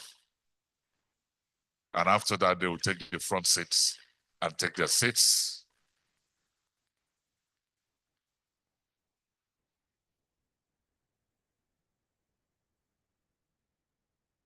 So, Mr. Saleh. Good morning, participants. You're welcome to Abuja Continental Hotel. Saleh Mohammed is my name. I'm the hotel safety manager. Just a very quick one because we don't have enough time. It's our tradition here to tell you the safety and security guide as regards the use of this facility, so that from beginning till the end of the program, we will not record any incident at all. However, before I continue, if there's a need for you to use the convenience, it's very, very easy to locate. If you just walk out of these two entrance doors, you can turn to the left. You see a very big door there. As you pass through that door, you see the convenience. Then you need to look very well, please, because the doors to the male and female convenience is very close to each other. You need to look very well so that you not enter a wrong place. If you don't want to use this place for whatsoever reason, some of you are already aware of our former or another convenience. That one you can get there by just turning right when you leave, pass through this entrance doors. Before you get to the exit door, you see the convenience to the left-hand side. The first door is for the female, while the second door is for the male. Aside that, today is not scheduled for a fire drill. Therefore, should there be a steady ringing of fire alarm bell for 2 to 3 minutes or beyond that, that suggests that something has gone wrong somewhere. However, so you should not panic, be calm, because we have emergency response team members on ground who are expected to do the needful. And if evacuation becomes necessary, you are to please exit through the main exit door by the scanning machine. When you turn to the left, you see the assembly point. If assembling there will not be possible for whatsoever reason, you are expected to pass through these exit doors I'm pointing. After you pass through the exit door, just turn to the left, you see a directional sign that will take you to the secondary assembly point. Then on the security aspect, please, very, very important. This is a public gathering. We may have different kind of people here. Very, very important. Listen very, very carefully. Please, your personal valuable belonging, more especially a mobile phone and your bags should not be left unattended, please. Take note of your personal valuable belongings, more especially a mobile phone and bags should not be left unattended. Maybe if you want to go to the convenience, tea break, lunch, or whatsoever reason, please take care of that. And saying this does not mean that the place is porous. So should you have a different agenda from this program going on, please, you need to caution yourself, because the current security architecture of this place will not be favorable for you. We will certainly detect you because we have cameras everywhere, and we parade you for others to see before you hand you over to appropriate law enforcement agent.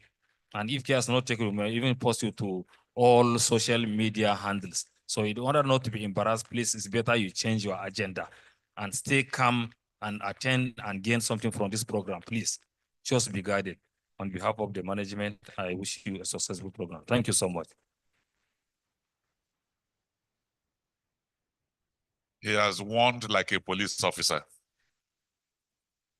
Thank you very much.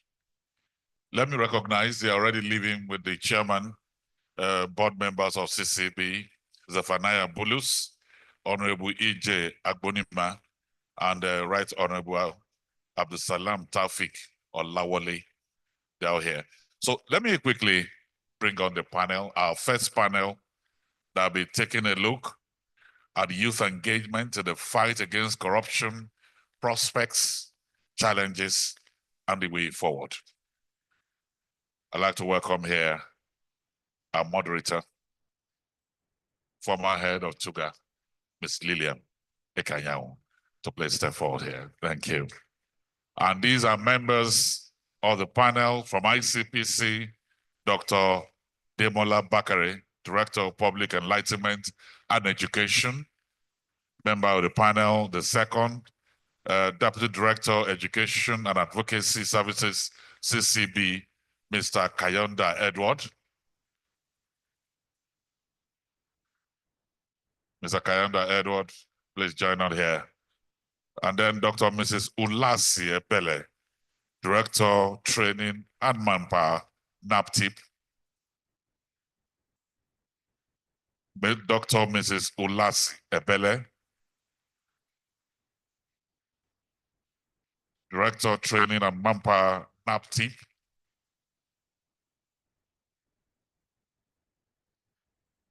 And then Ade herself, Ade Damola Adewale Rukayat.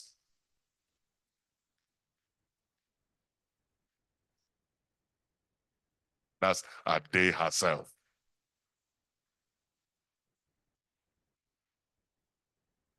We're still waiting for Dr. Mrs. Ulasi Bele to join the panel.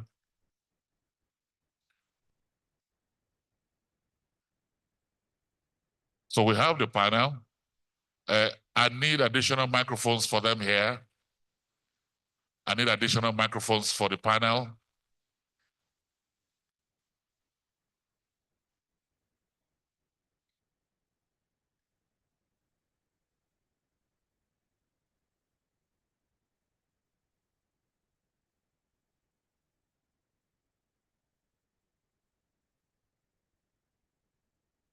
Good morning, ladies and gentlemen. It's a pleasure to be here today, and in particular to see the colorfully dressed young people from the different schools. Today's gathering is in their honor and to give them the responsibility they should take. Earlier speakers have laid the grounds, telling them what to do, how to do it, and when to do it. What we now require from them is the volition to take back Nigeria and, in fact, to take back the world. At the panel today, we have representatives from the ICPC, the EFCC, and the Code of Conduct Bureau, who are the major anti-corruption agencies in Nigeria. It is not by chance that the organizers want to interface them with the youth so they know who to go to, who their allies are in the fight against corruption. In Nigeria, there's a broad description of youth. The National Youth Policy says that persons between 18 to 29 fall within the category of youth, according to the youth policy. But in fact, a short while ago, prior to this time, there was a time youth got to the age of 40. If you are 40 and below, you are still considered a youth in Nigeria, in which case the majority of the people here will still fall into that category. But as we say, age is just a number. Even those of us on this side of the divide, I'm sure some of us consider ourselves youth in the context of the fight against corruption. The African Youth Charter has a broader description. They describe youth as the ages of 15 to 35, meaning that the lovely young persons to my right fall into this category comfortably. And where do we find the people that we call youth, given these two descriptions? Mostly in schools, that we have seen today. And also at the entry level of the employment market, entry and mid-level of the employment markets. This is where we find them. The question now is, why should they get involved in good governance and in the fight against corruption? The answer is clear. Because of enlightened self-interest. At this age, the world belongs to them. Their future is at stake. If they don't get involved and things spoil or continue to spoil, then the ruin and destruction will be for them, because the older generation have lived their lives and they have moved on. I will now give the floor to the people on this panel to give us their perspective on how the youth should get involved and how in their agencies they are making efforts to involve them in the fight against corruption. I'll start with the ICPC. I know they have a robust youth program. Mr. Demola, please share with us how the ICPC is engaging the youth. Please don't forget to also tell us the challenges you have, which you want to share with them so that we can jointly find solutions. Thank you. Thank you so much. At the ICPC, we started the engagement with the youth at about the same time that ICPC was established. This is with the understanding that the youth constitute a major, very significant segment of the society that the future belongs to. In fact, you can reverse that and say now belong to them. So the engagement started way back 2000 on the establishment of ICPC. And we have done quite a lot. The first thing that we do, we did as the theme for today's event says, shaping tomorrow's integrity. Where we started at ICPC was to adjust the curriculum, the education curriculum. We came up with the National Value Curriculum with the support of the UNDP and the professional contribution of the agency of government that is responsible for curriculum in Nigeria, NERDC.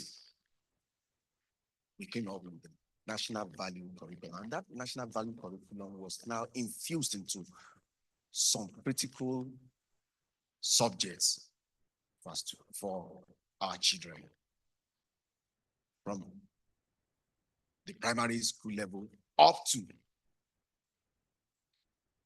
basic 9. So that is being taught in our schools because we saw a trend that we are still losing it. We are losing our value. And we tend to now, because of the loss of value, we tend to now misunderstand our youth. The second thing that we did after the National Value Curriculum is to seek for better understanding of the nature and the characteristics of the youth that we are talking about. Because if you don't understand the person or the entity that you are dealing with, you won't be able to handle it very well. We know all the characteristics of the Nigerian youth, the Gen Z and the millennial that falls into this category. They are impatient. They tend to be materialistic in nature. We inadvertently, some of us, the older generation, we saw them as abusive. They can take you to the cleaners. In fact, when one of them told me one day that they are Sorosuke generation, I quickly told them that soon you will have Benuson generation.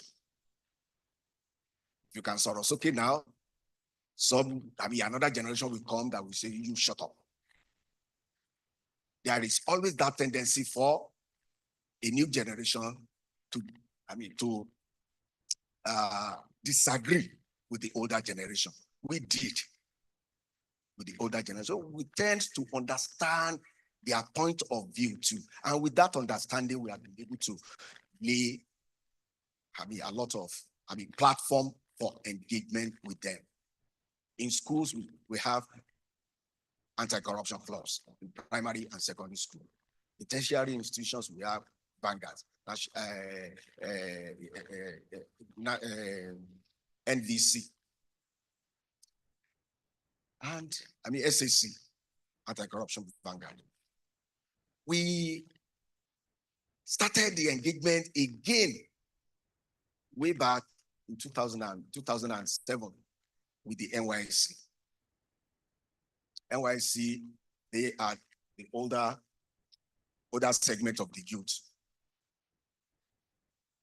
We have never missed any orientation camp. At the orientation camp, we do a lot of training. But there was a time that at ICPC, we have what we call NAVC, National Anti-Corruption Vanguard. National Anti-Corruption Volunteer Corps. That the training, that one had intensive training for Nigerian youths, training them on values of integrity, honesty, and so on and so forth. At the stage that we are in now is to collaborate with agencies of government that are involved in promotion of livelihood. Because we cannot be telling these our youth that, okay, live good life, shun criminality, and you do not have an alternative that you want to place in their hands. They say, devil finds work for an hand that is not engaged. So that is what we are trying to do now, collaboration with those entities that deals with livelihood, because if they have means of quality livelihood, we believe at ICPC that yes, with the value education that we are giving them in the schools, they are able to acquire skills, they will become good citizens of Nigeria, and they will be able to contribute their own quota to the future of the Nigeria that they want, that they deserve. That is our stake at the ICPC. Thank you very much, Mr. Bakare. We will still engage you further because you are dealing with a demographic that have not lost their sense of ideal. So the work you're doing in starting from the roots is quite beneficial. Now I'll go to my right, the distinguished representative of the Code of Conduct Bureau. We know what your mandate is. To deal with rectitude in public office, accountability in public office, issues like declaration of assets and making sure that people do not get away with unexplained wealth, as well as setting values like conflicts of interest and abuse of power. Given your mandate, do you have entry points for young persons, and how do you leverage your mandate to engage them? Thank you very much. The focus on the role is more prevention. We look at the ethical value, honesty, transparency, accountability in public office. So the Constitution gave us share our mandate to public officers. Because of our aspect of preventing, we look at the children as these people, given time, they'll become career officers, civil servants, public officers in various various branches of life. So we are looking at the prevention, building character right from the youth, right from the primary level. And there was this time that we were, since 2001, when we were looking at engaging them. There's this marching song that came to us as an entry point. Everybody sang this song in primary school, secondary schools. Wherever you go, wherever you be, do not say yes when you mean to say no. That's ethics. The ability to say no to corruption, the ability to say no to tribalism, is character to say no to dishonesty, no to transparency, no to rigging of election. We have engaged the youth from the local government, states to the federal levels. Since 2001, we have been celebrating Children's Day, October 1st, with all the children nationwide. We want to instill this character in them, that when you can say no at any level of your life, you can say no when you become an adult, when you become a politician, when you become a leader, your ethical value is very, very important. You know, why also in the university, there's what you say, before you are given a certificate, they say, I'll be found wanting, worthy in character and in learning. So the character of the child, of the youth is very important in the fight against corruption. So the Code of Conduct is looking at this. If we can build the character right from the childhood, the future, the fight, we have started preventing corruption from the primary level. That's how we looked at it. We need to build integrity.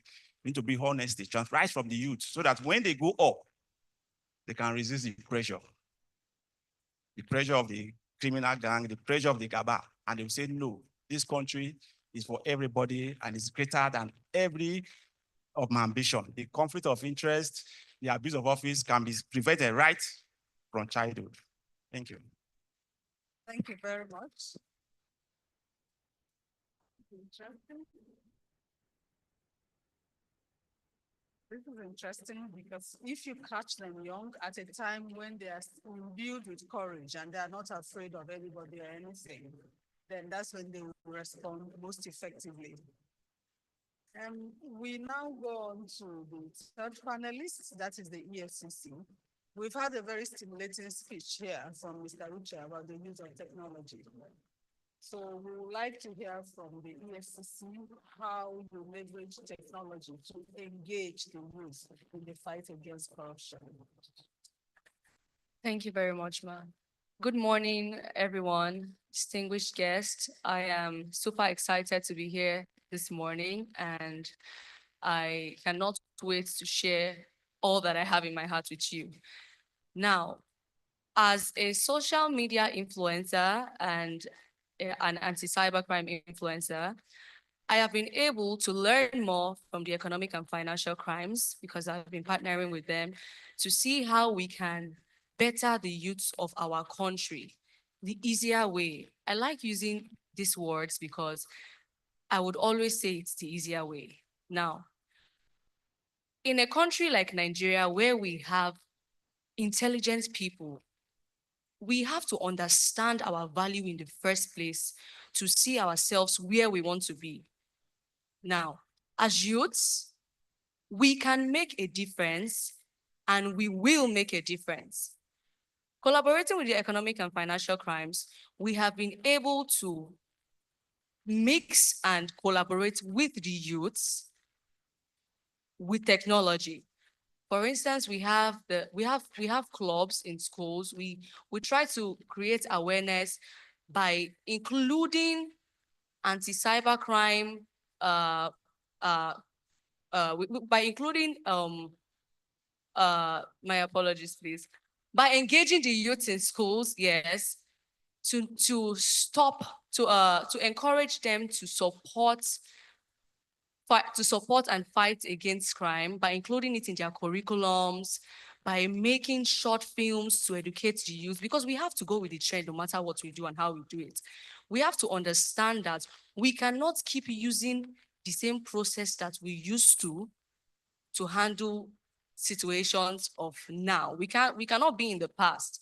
How our parents and our seniors have done it is different, and we are the youth. Am I right? Now, we are trendy and we are evolving. So the economic and financial crimes have made sure that they are collaborating with celebrities, because we know that these are the things that the youth want to hear. These are the people that the youth want to hear from.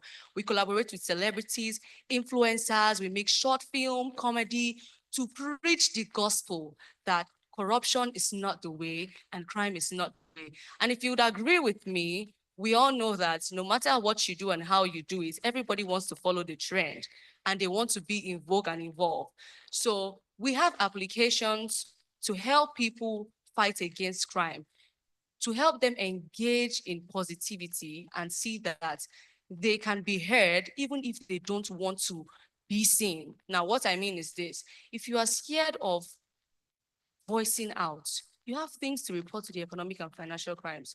We have applications for that. The Eagle app, you can blow whistle without anybody knowing that you're the one speaking. You can report crime to EFCC in such a way that your identity will be covered and will not be exposed.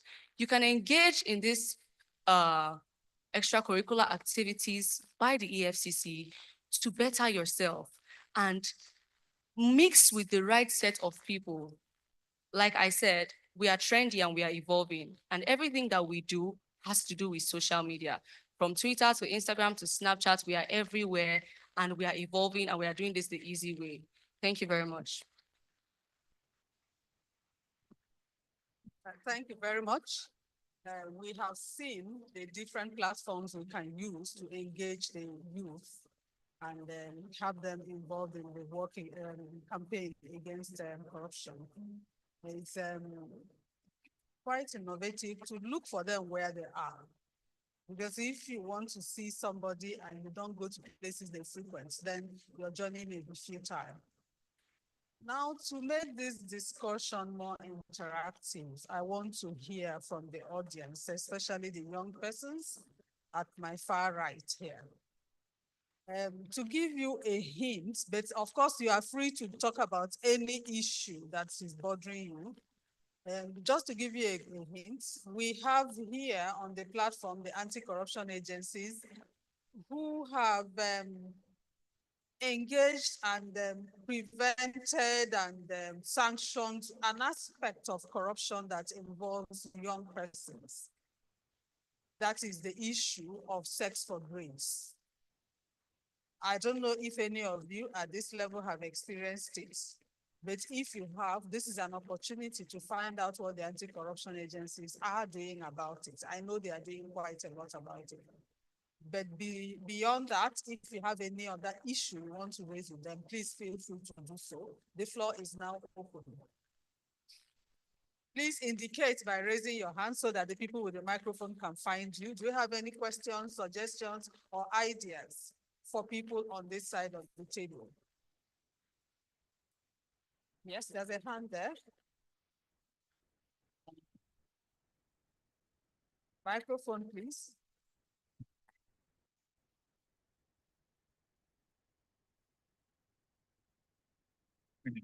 From Federal Ministry of Justice. I have a suggestion to make concerning this International Anti-Corruption Day. And my own suggestion is that since this problem of corruption that we have been facing in the country, it has been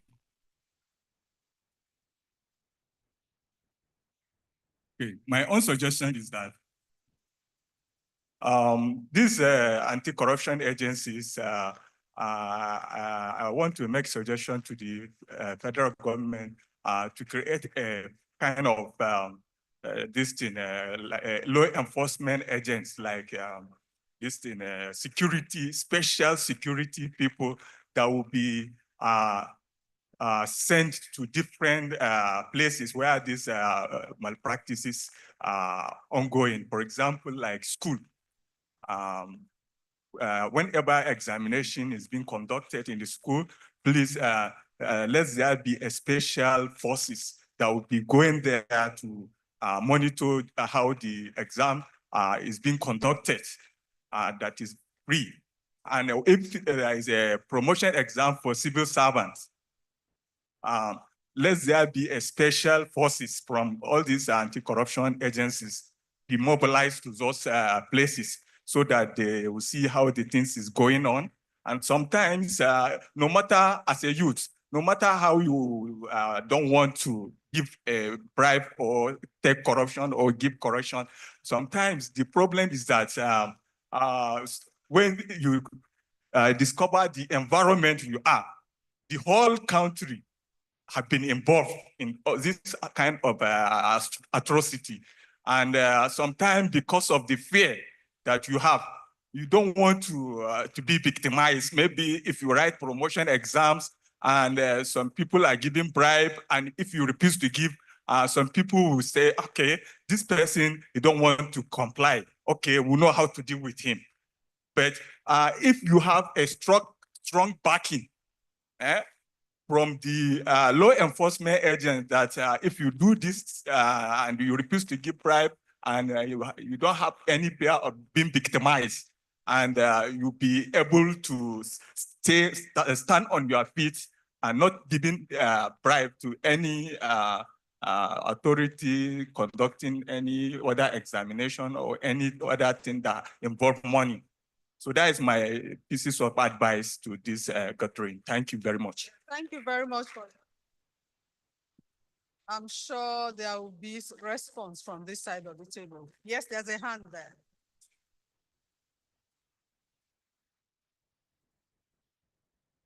Okay, good morning. My name is Mr. Abubakar Muhammad. I work with in NAITI, Nigeria Extractive Industries Transparency Initiative. My advice is to the leaders, would be the head of agencies, head of departments, leaders at all levels. For example, in NAITI, as a staff of finance and accounts, somebody told us a few weeks ago that if a contractor comes for his payment, and in other agencies, we are made to know that he has to make a pledge, to drop something before his payment is made.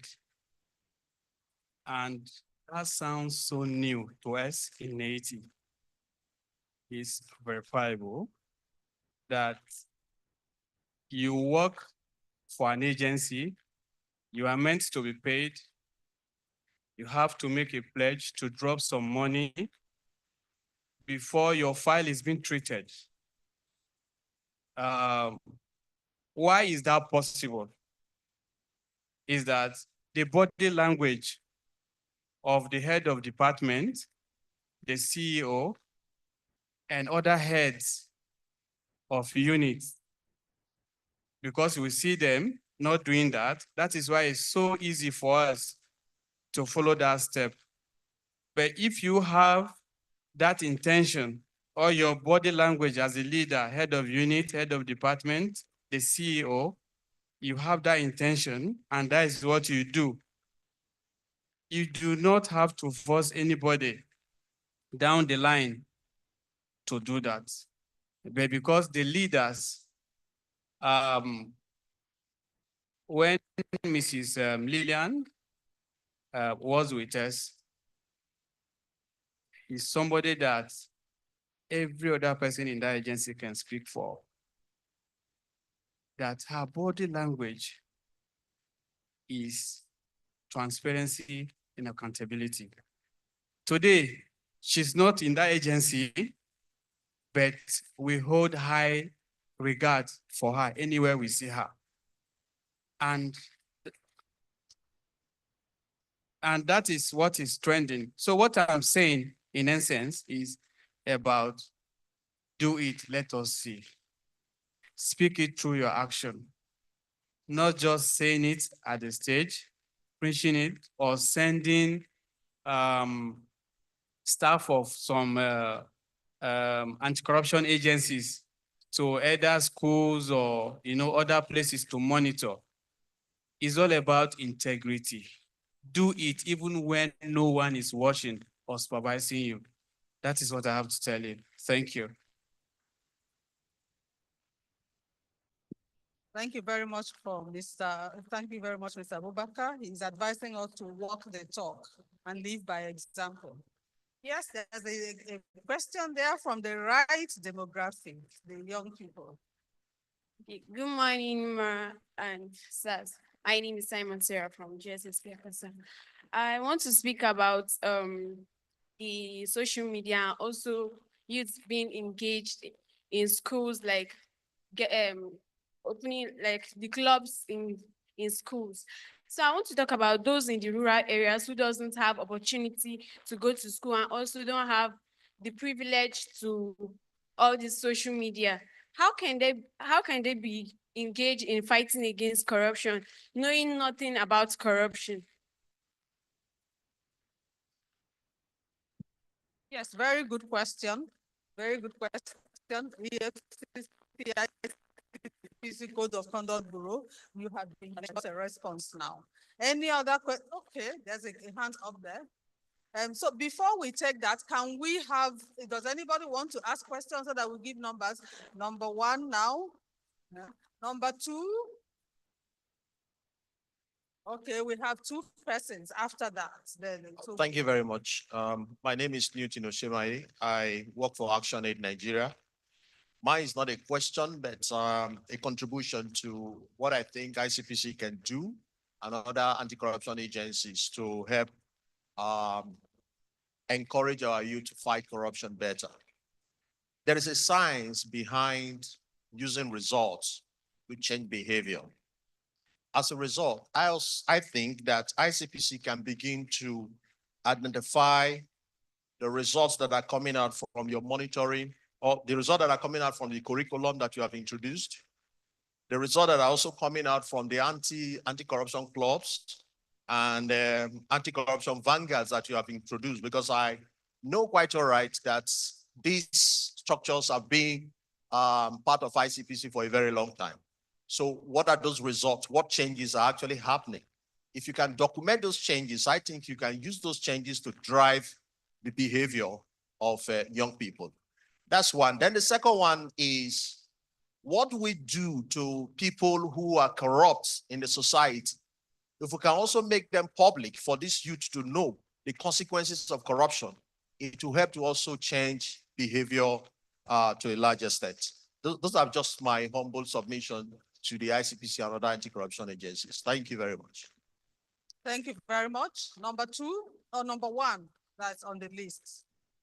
Number one. Yes, that's Good morning. My name is Teresa Adamo. I'm from NCWS. My question is talking about protection of whistleblower. That the identity of the whistleblower will not be reviewed.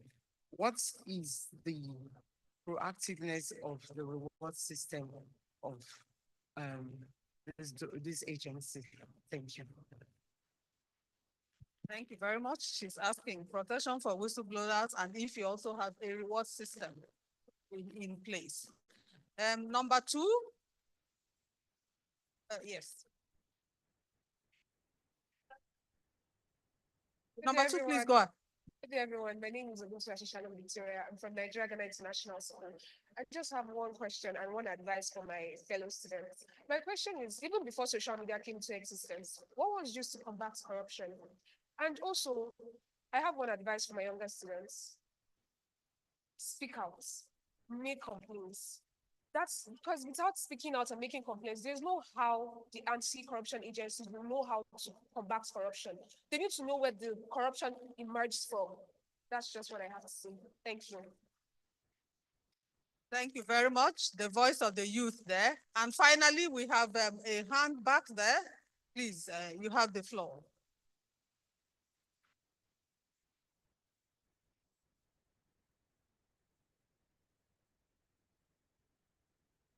Good afternoon, ladies and gentlemen. My name is Celestina Iria. I'm a senior reporter on the TVC News. So my mind is more like a suggestion. I was expecting that we'll have maybe a member from the House Committee on Anti-Corruption, from the National Assembly, and also the House of Representatives and the Senate. Because I think what we also need to do in the fight against corruption is to amend our legislations and our laws. If you look at the sentences for corrupt convicts, we'll see the maximum sentence sometimes is 7 years. Looking at outside Nigeria, we have countries like China, India, Indonesia that have the death penalty. So I'm not sure Nigeria will want to make it a capital sentence, but if the sentences can be increased, for penalties, I think it will serve as a deterrent to our politicians to know that you are elected to office to work and not to embezzle funds. But if that is what you intend to go there and do, at the end of the day, when you are caught, you will spend basically the good part of the rest of your life in prison. So I also think that stiffer penalties should be included in our reforms. Thank you very much. Thank you very much. We've heard from the audience now. We are going to come back to, oh, somebody is passionately raising his hand there. Finally, 30 seconds, please. Okay, good morning. I'm Abba Yakubu Yusuf, the founder of Reefs Africa. And we've been doing a lot around integrity and all, but I just want to state something categorically. It might be off. How is it that youths, I'm not trying to elevate any crime. How is it that youth particularly who get involved in crime and are caught, particularly internet fraudsters, are paraded on national TV and given all forms of sentences, and the stuffs gotten from them are confiscated immediately? Meanwhile, we'll have people that will recover 750 something duplexes, houses, and we'll be hearing things like plea bargaining. So I really want to know, and that is, by the way, is that for us, the youth, you are telling us that, okay, if you want to steal, steal in a bigger way. It pays you more. I don't know if I'm speaking the minds of young people here. That's number one, please. Number two, please, I want to state something. I so much believe in the capacity of our anti-graft agencies, but please, I'm not even interested in all this penalty and what. When these monies are, where are our monies? When they are recovered, what is done with it? Please, can we have these monies specifically? Sorry, please, specifically, if you will hear me, please. One of the best ways to fight corruption, when this money are recovered, please don't do any auction or something. Bring it into the industry and employ like 70,000 unemployed youths. That way we will not be corrupt. We will not be eyeing people's things. When those monies are gotten, please, they shouldn't let it be transparent. Okay, the EFCC was able to get 47 billion naira from so governor. We were able to revitalize the Kaduna textile. We were able to push it into Ajaokuta steel mill. We were able to get to empower 600 youths. Let it be transparent. Enough of the social media and this jamboree we are doing, please. Thank you so much.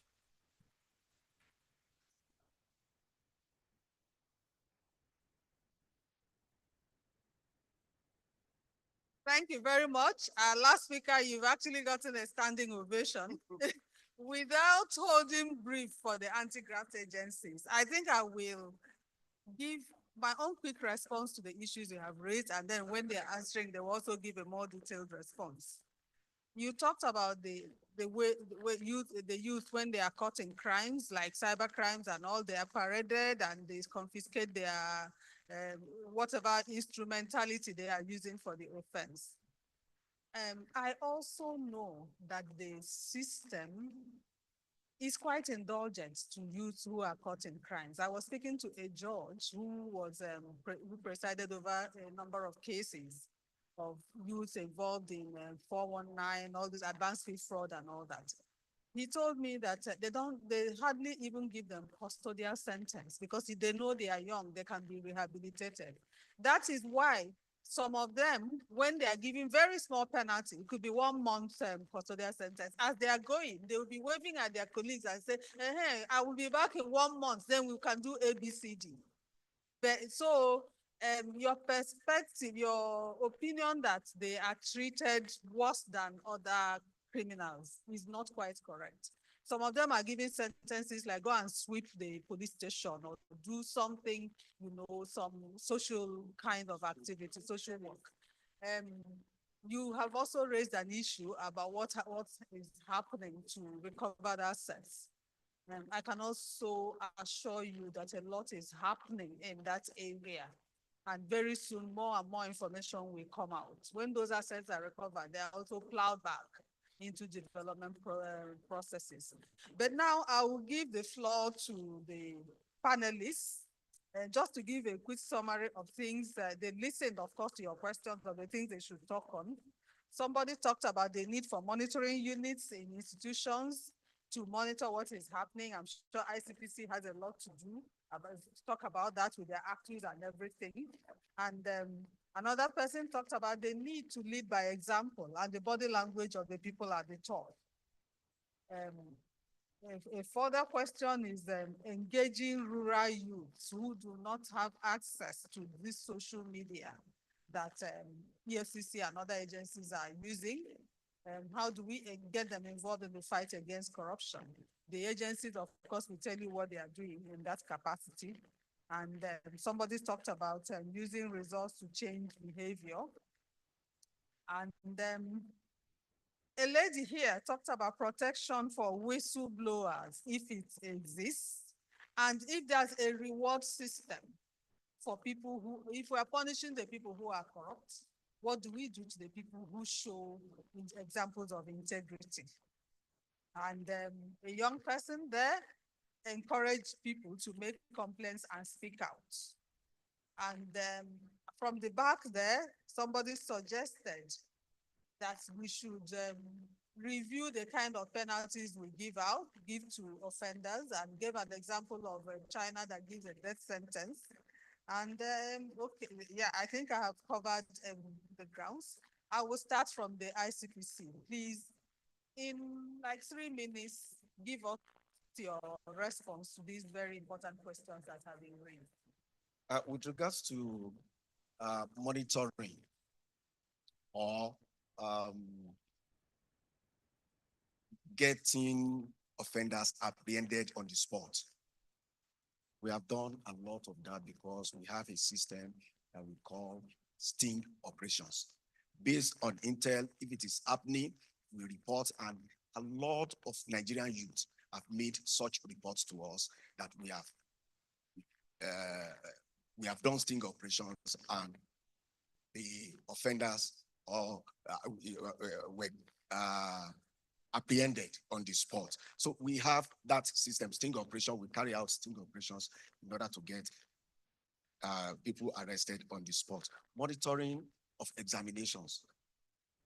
More than 15 years now, we have been monitoring WAEC examinations. We have been monitoring JAMB examinations, including promotion examination in the civil service. We have always done that, and we'll continue to do it because that is the right thing to do. Using the results of our engagement with the youths on anti-corruption clubs and things like that, I think we have always used the result. One of the outcome of implementation of the National Value Curriculum led to what we have as National Ethics and Integrity Policy. We were able to identify the core values that Nigeria needs in order to be able to get to where we want to be as a nation. And that was now prepared into what we have today, adopted by federal government. National Ethics and Integrity Policy is in use presently, and we do outreach based on that in conjunction with NTA, in conjunction with national orientation agencies. Results again, we identify that the most important thing that Nigerian youth need is they want a seat at the table. They want their voices to be heard. They want to participate. They are eager. And that we have been doing with them. An example, when we wanted a system, an app that will be able, that will enable us to monitor or track funds from end to end, we organized an hackathon. That hackathon produced an app that is soon going to be launched with Nigerian youth. That shows the innovativeness of the youth that we have in Nigeria. And because we understand their nature, that they are competitive in nature, so it was organized like a competition, and they were able to come up with that. Another one is ongoing. Okay, we need a seamless, safe reporting system that will a little bit protect the person reporting corruption to us. We are working, we are organizing an hackathon on that too with Nigerian youth. Because they are the digital natives. Some of us at this end, we are immigrants into the digital world. They are the natives. They understand it better. And I want to salute something in Nigerian youth. They create the problem, but they can solve their problems. When they create a problem, they can solve it themselves. We have utilized that characteristics of Nigerian youth very well. Protection of whistleblowers. The act establishing ICPC mandates us, it's compulsory for us to protect the sanctity of the report, the complaint, as well as the person making the report. And we have been very, very faithful to that mandate. If you do not disclose that you are the one making the report to ICPC, ICPC will never disclose who is making the report. We have done that. With regards to, rewarding, whistleblower, yes, there is a national standard for that. And we cannot deviate from that. If the complaint or the report leads to recovery of some funds, there is a standard, there is a percentage that the guideline says that should be given. We abide with that particular standard. Reaching out to youth that are not on the social media, that are in the rural area, we have grassroots outreaches. At ICPC, we have town hall meetings that will go to 774 local governments of Nigeria. And we bring the same value education that we are giving the youth that are in the classroom. We bring the same education to them, and we take feedback regularly from them. They can use phone. They can use phone. They can make call. When they have the number, we release the number to them. When they have a problem, a lot of, young people that are not in school have made reports to ICPC because we deliberately reach out to them. And lastly,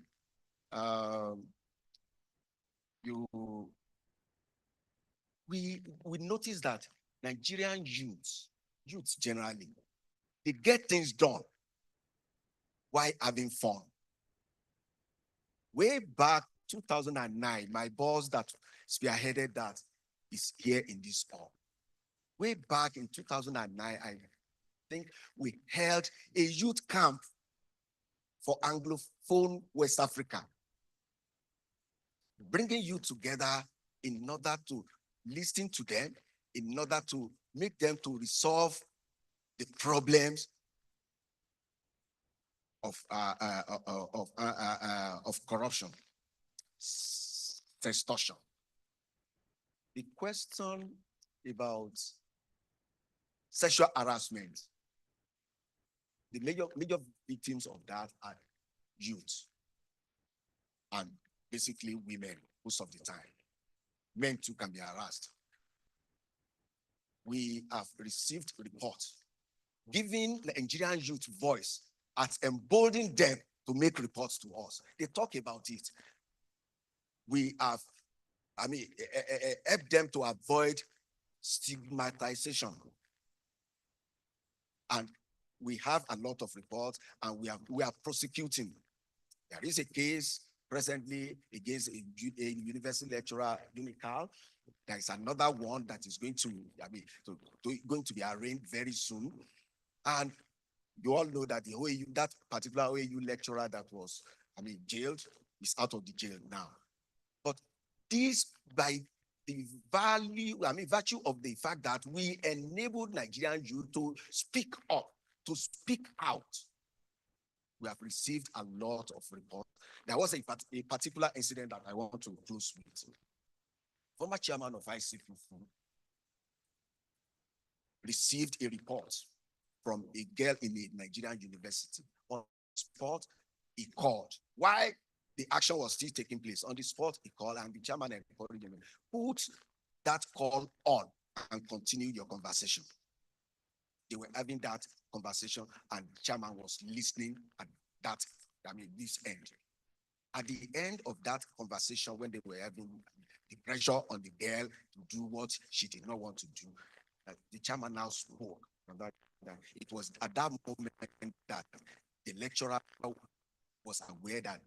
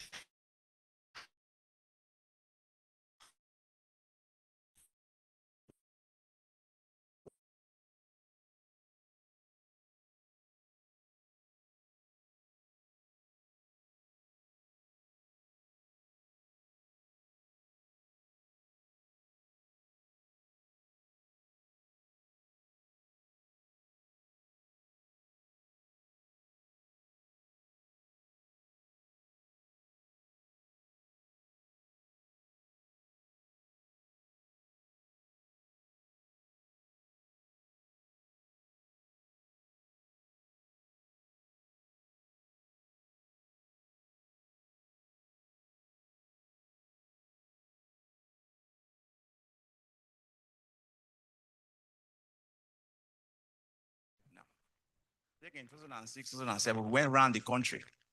We did integrity parade,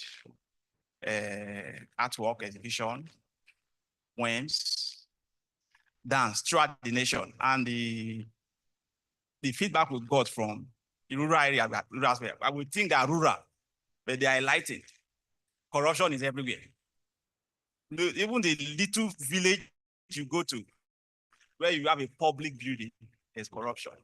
So every child of primary school age, in one way or the other, encountered corruption. And they spoke out through their poems, their artwork, everything we gave them, they gave us feedback. Every child of Nigeria of primary school is aware of the injustice of corruption. So most times they speak out. If you give them the mic, they will tell you 100 complaints, they will lay 100 complaints for you. So we have gone around the country and we have channels. We have offices around the state of all the states. We are open channels for them to speak out. There's a banner we give to schools at the time. See something, say something. We send those banners around the country. So there's every aspect of child in Nigeria, the child is being listened to. When they speak, we listen to them. We published a booklet on their artwork and their poems at the time. And also, we monitor government officers. We might not be at the perfect stage yet, but we are putting things in place that we monitor from promotion interview to the award of contract. We want to sit down to monitor their daily activities, elections, promotion exams, interaction with the public. We are putting monitoring unit in place because one of our mandates is to ensure that public officers are responsible to the highest behavior of accountability and public morality. When we are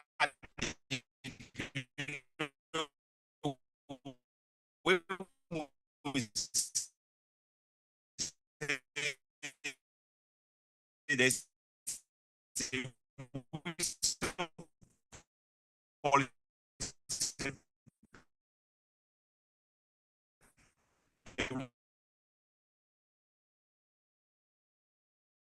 we support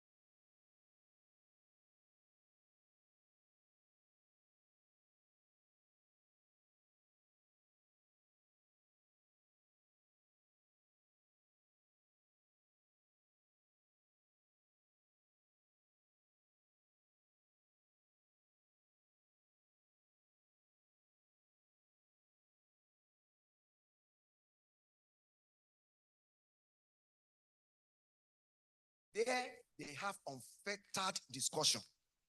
They are not fettered the same way that Dr. Uche spoke, to us in this all. That's the same way that we enable Nigerian youth to talk, to speak to the power uncensored. We have always released whatever they say the way they release it. And with that, we are empowering Nigerian youth to speak up, not to abuse, not to protest, but to engage with governance so that governance will work for them. This is what we have done at ICPC. Thank you very much. So 1 minute summary. Okay, so quick one. Great Nigerian students, I would like to reintroduce myself. My name is Adedamola Adewale, and I am a social media influencer. I'm an actor, a comedian, and a model.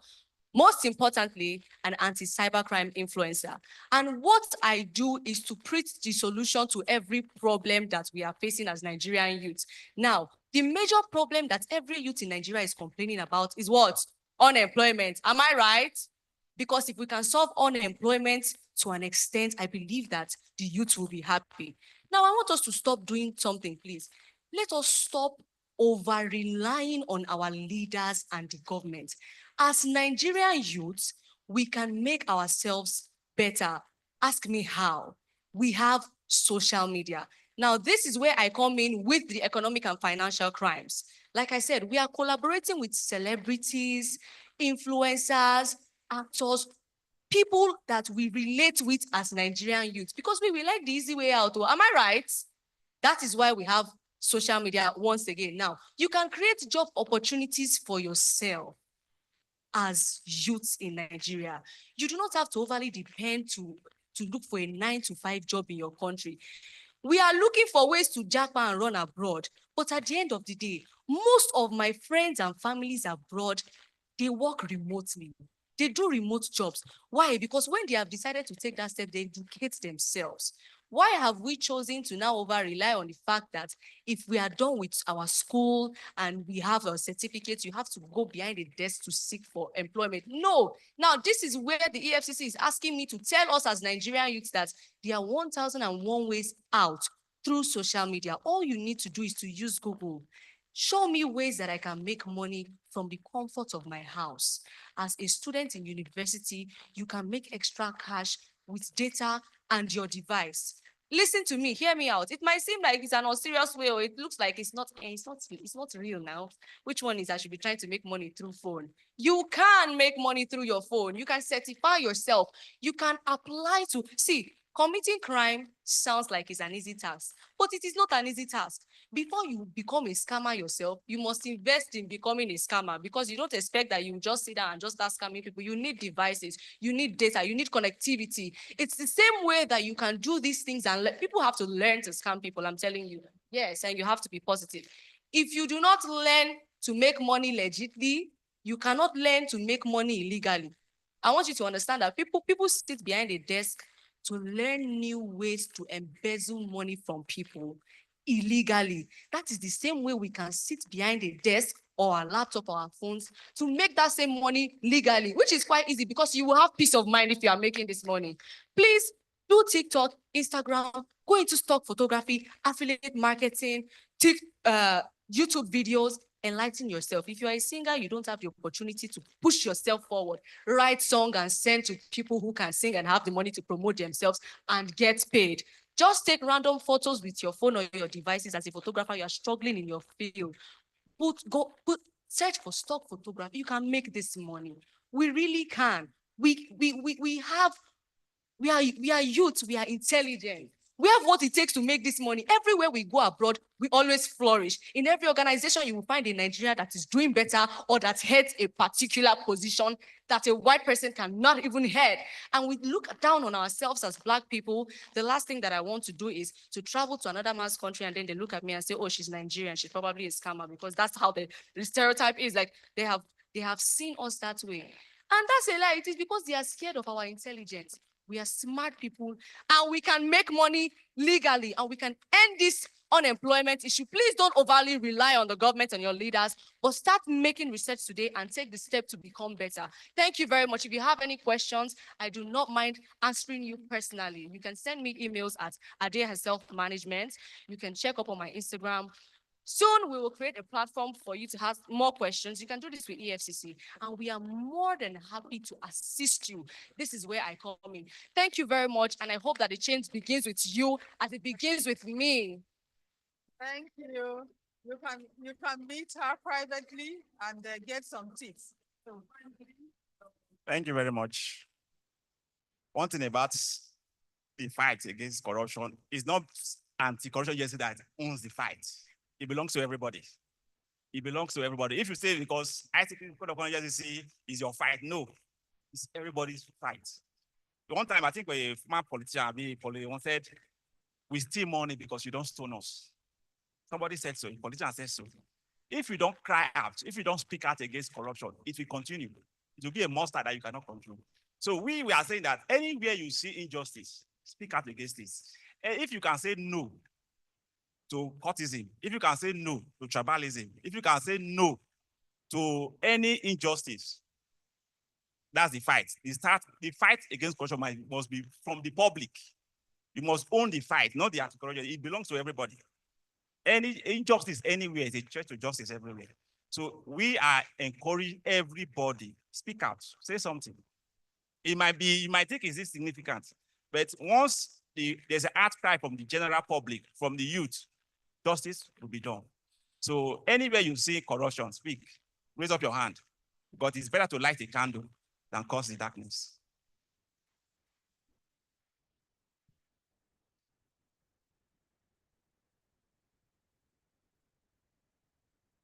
Okay, I want to address the comments by the young man at the back.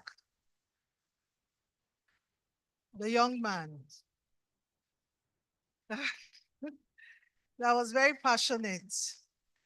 He was asking about what we do with recovered funds. Okay, he has stepped out.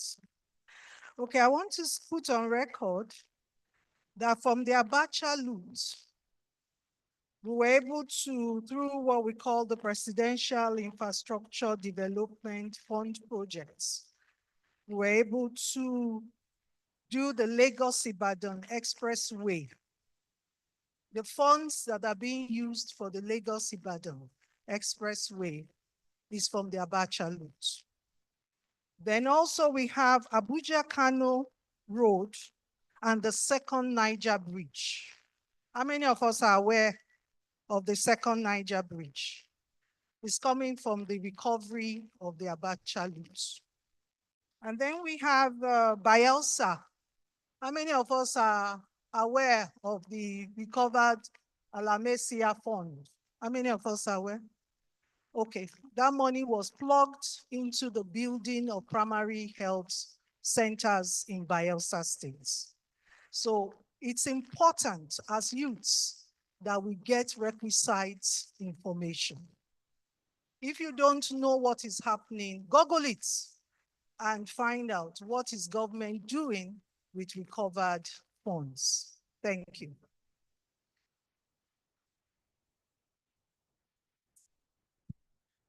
much for that very important information. A final round of applause for this panel as we step down.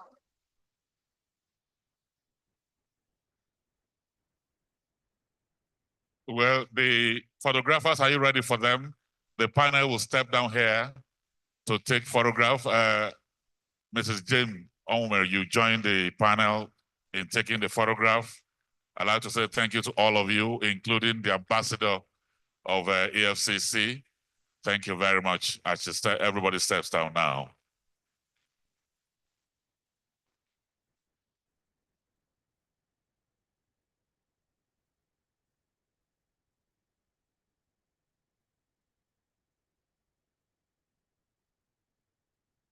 While they're taking the photograph, let me welcome here Mrs. Rashidat Okodua, former director ICPC, and all the monitoring and evaluation committee of the National Anti-Corruption Strategy. I welcome all of you.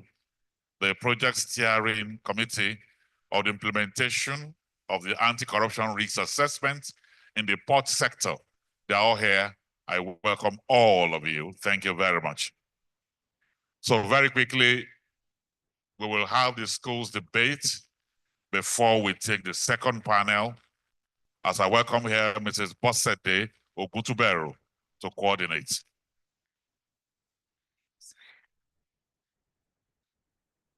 Good afternoon, everyone. Are we tired? Good afternoon, everyone. Yes, we've gotten to the peak of the matter. But before I continue, I just want to make a correction concerning the youth, the representative of the youth and the EFCC. She is not a staff of the EFCC. She is an ambassador. She's a youth ambassador. Thank you. Now we've gotten to the crux of the issue today, which is the schools debate. The journey started on the 21st of November 2024 with 8 schools at the EFCC's training academy. The schools that participated in the knockout sessions are Government Secondary School Piakasa, Government Secondary School Tungamaje, Government Secondary School Gwarimpa, Government Secondary School Buari, Arwa Schools Abuja, Prime Scholars International School Abuja, Nigerian Ghana International School Life Camp Abuja, and Footprint School Gwarimpa Abuja. Please, we have the stars here. Please, can we welcome the stars with a round of applause, all the schools we've mentioned. Thank you. You are all welcome once again. Now, we had 2 rounds at the knockout sessions, and the topics are who has a stronger role in the fight against corruption, the youth or community leaders. Second round, the topic was stiffer penalties will deter corruption in Nigeria. Now, after the 2 rounds, 2 schools emerged winners, and we are going to have those 2 schools today, Nigerian Ghana International School and Government Science Secondary School, Tungamaji. A round of applause for them. We are going to call our speakers now. We have Government Secondary School, Tungamaji, number 1, Raphael Chimdindu Daniel. Please. Malaki Deborah. Yes, please sit here. Chikwere Mercy Ruth. For the Nigerian Ghana International School, we have Obutu Ashe Shalom, first speaker. Olatubosun Bolariwa, second speaker. And George Will Temple Mercy, third speaker. You're welcome. For our judges this afternoon, we are going to have Kingsley Achasi. We are going to have Chinaka Chukuma Esquire. We are going to have Ivy Epeyon. These are our 3 judges. Please, a round of applause for them. And Damilola Ogumoroti will be the timekeeper. We are going to have the first speaker speak for 4 minutes, second speaker 3 minutes, and the third speaker 2 minutes. Then any of the speakers can come to round up for 1 minute. Are we okay? Now, our topic for today. Social media is the most effective tool for meaningful youth engagement in the fight against corruption. Nigerian Ghana International School will be speaking against the motion, while Government Science Secondary School Tungamaje will be speaking for. Are we clear? Okay. Now, again, we are considering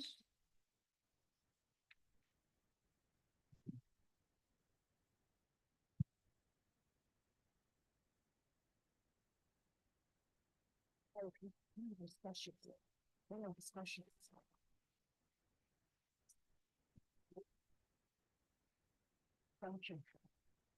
So we are considering the content, that is knowledge of subject matter, logical flow 30%, organizational flow and teamwork 15%, mechanical accuracy, which is timing, grammar, fluency 30%, expression, that is general appearance, neatness of uniform and your 15%, then punctuality 5%, then concluding statements. The other speaker that will come for 1 minute, we have 5%. So total is 100%. So I wish you good luck.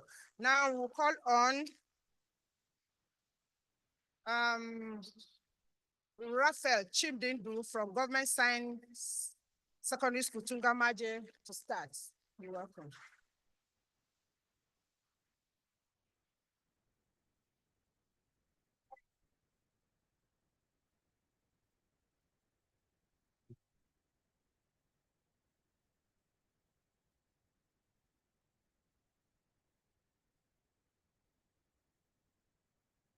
Social media has given me a voice, and I'm going to use it to speak out against corruption.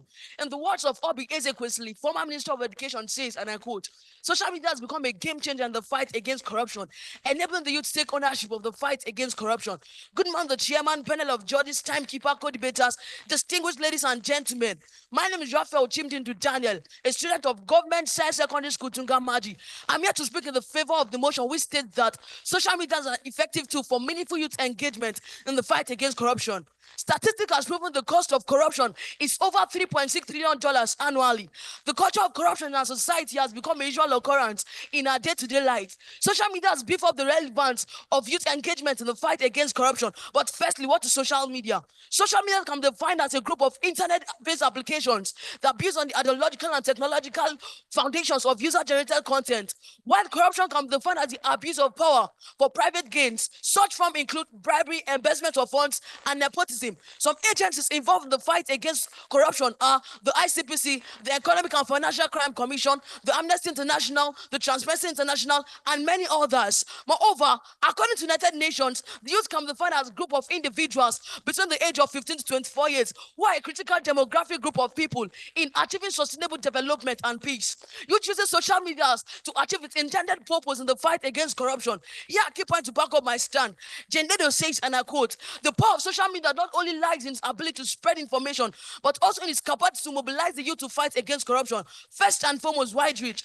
Social media platforms have a massive following among the youth, being an ideal tool for anti-corruption efforts. In 2019, the United Nations Development Program launched a social media campaign to raise awareness about corruption, promoting transparency and accountability. The hashtag was corruption free, which reached millions of people worldwide. Furthermore, amplify marginalized voices. Social media platform enables you to share their concerns, voices, expenses, and demand action against corruption.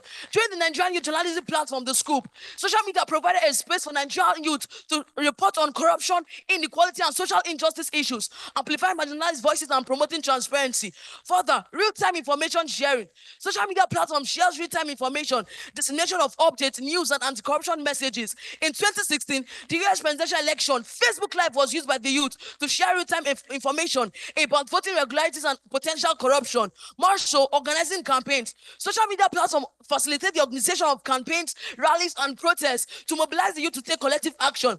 United Against Corruption hashtag campaign has been used by various organizations to promote anti-corruption. Also, accessibility. We all know that social media platforms can be easily accessible in our mobile devices, allowing the youth to participate in anti-corruption initiatives from anywhere. The hashtag United Against Corruption has been used, and also the Amnesty International Decoder platform has made it possible for every user to participate in investigation and report on corruption using their mobile phones.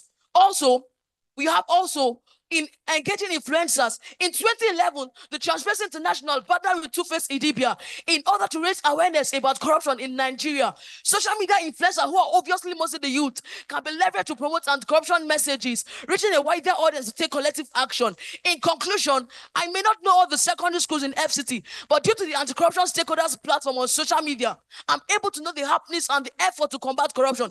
That's the power of social media. Youth uses social media as a powerful tool to fight against corruption, prioritizing transparency and accountability. Except the words of Ngozi Okonjo-Iweala. Social media is a powerful tool to fight against corruption, but it's only as effective as the youth who use it. Thank you.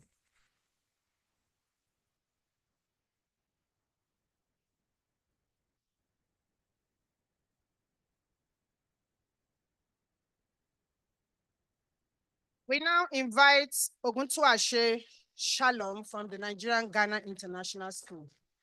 Please, a round of applause for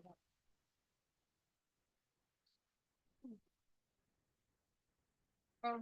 Good day, Mr. Chairman, panel of judges, accurate timekeeper, my fellow debaters and the audience. My name is Ogunsu Ashe Shalom Victoria. I'm from Nigeria Ghana International School, and I'm here to oppose the motion that social media is the most effective tool for meaningful youth engagement in the fight against corruption. Before I move on, it's expedient that I lay a proper foundation on the concept of social media and youth. What is social media? Social media is a means of interaction between people in which they share, create, and exchange information in virtual communities, either positively or negatively. Also, who is a youth? According to the United Nations, earlier said by the first speaker, a youth is a person within the ages of 15 to 24 years. I'll oppose the motion with the following points of mine. One, my opponent said that social media facilitates global information, which is just what is needed to fight against corruption. But social media is a platform rife with misinformation and manipulation, which can easily be exploited by those seeking to corrupt the system.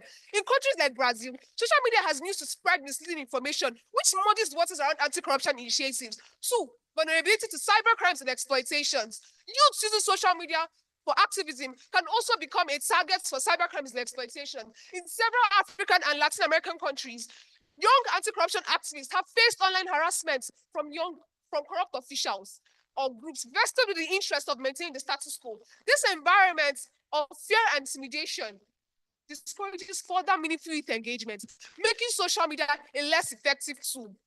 Three, my opponents also said that social media helps in wide reach and accessibility. I'll give an example of that, such as the Arab Spring, who uses social media to fight against corruption. What about in Nigeria and Philippines, who use social media to build their reputations as champions of anti-corruption, but we later found in embezzlement, fraud, and other unethical practices once in power?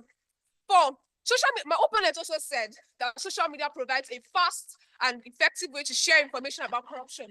But social media allows individuals to post anonymously, which makes it difficult to verify the credibility of the information being shared. It's often said that you can force a horse to the river, but you cannot force it to drink water. The EFCC and the ICPC are using the press to post videos online, but how many of us youth will read it? Oh, let's ask my opponent one question. If not for this debate, how many will pick up your phones and search for anti-corruption measures? I bet you none of us. So in 2020, the EndSARS movement was formed by youth in collaboration with celebrities.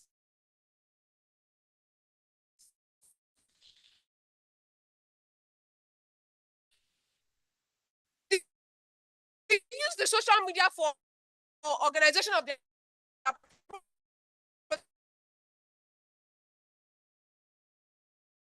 protests. But it's so sad that the goal of fighting against those corrupt officials, because they basically said that social media is very, very helpful in social media. But trends on social media, they come and go. They don't last. In conclusion, while social media might be used for raising awareness and mobilizing youth, it is not the most effective tool. A combination of underground activism, legal reforms, policy advocacy is required to combat corruption. Social media, in the real sense, in the current state, is more of a distraction than a solution. Social media should not be used to fight against corruption. Although it is effective, but it is not as effective as print medias. Print medias like newspapers. In our country today, this era, with 200 naira, you can buy a newspaper and you will get enough information. Compared to 200 naira, 200 MB. Even before you open your app, the 200 MB is finished. Thank you.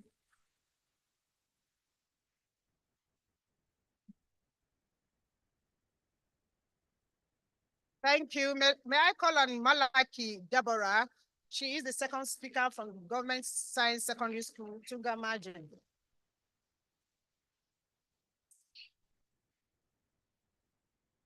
Youth are the game changers in the fight against corruption, and social media is the most effective tool that have given them a platform to amplify their voices and demand accountability. Good morning, the chairman, panel of judges, timekeeper, co-debaters, ladies and gentlemen. My name is Malachi Deborah from Government Science Secondary School, Tungamaji, and I'm here to propose the motion which states social media is an effective tool for meaningful engagement in the fight against corruption. Of course it is. Social media refers to websites and apps that allows users to share information, thoughts, and ideas freely.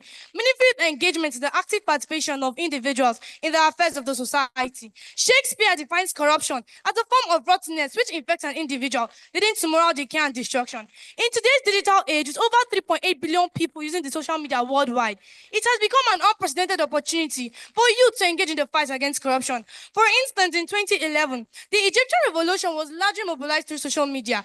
The young Egyptians made use of Facebook, Twitter, and Instagram to share their experiences, organize protests, and also fight against against the corrupt regime of President Mubarak. Similarly, in Nigeria, the hashtag Excellence movement, which was mobilized through social media by the youth in year 2020, the Nigerian youth made use of social media to spread their experiences on police brutality, demanding justice and an end to police brutality. More so, social media facilitates collaboration and partnerships among youth, civil society, and the government. Remember the hashtag Get Cattle Corruption campaign, whereby the youth used it to demand better governance in Nigeria. In the Brazil we are talking about today, it was the youth that created the platform hashtag Bemporal movement, whereby the youth used it to demand better governance. In South Africa, then the South African youth made use of social media to demand free education using the hashtag Fees Must Fall movement, demanding an end to corruption in the education system.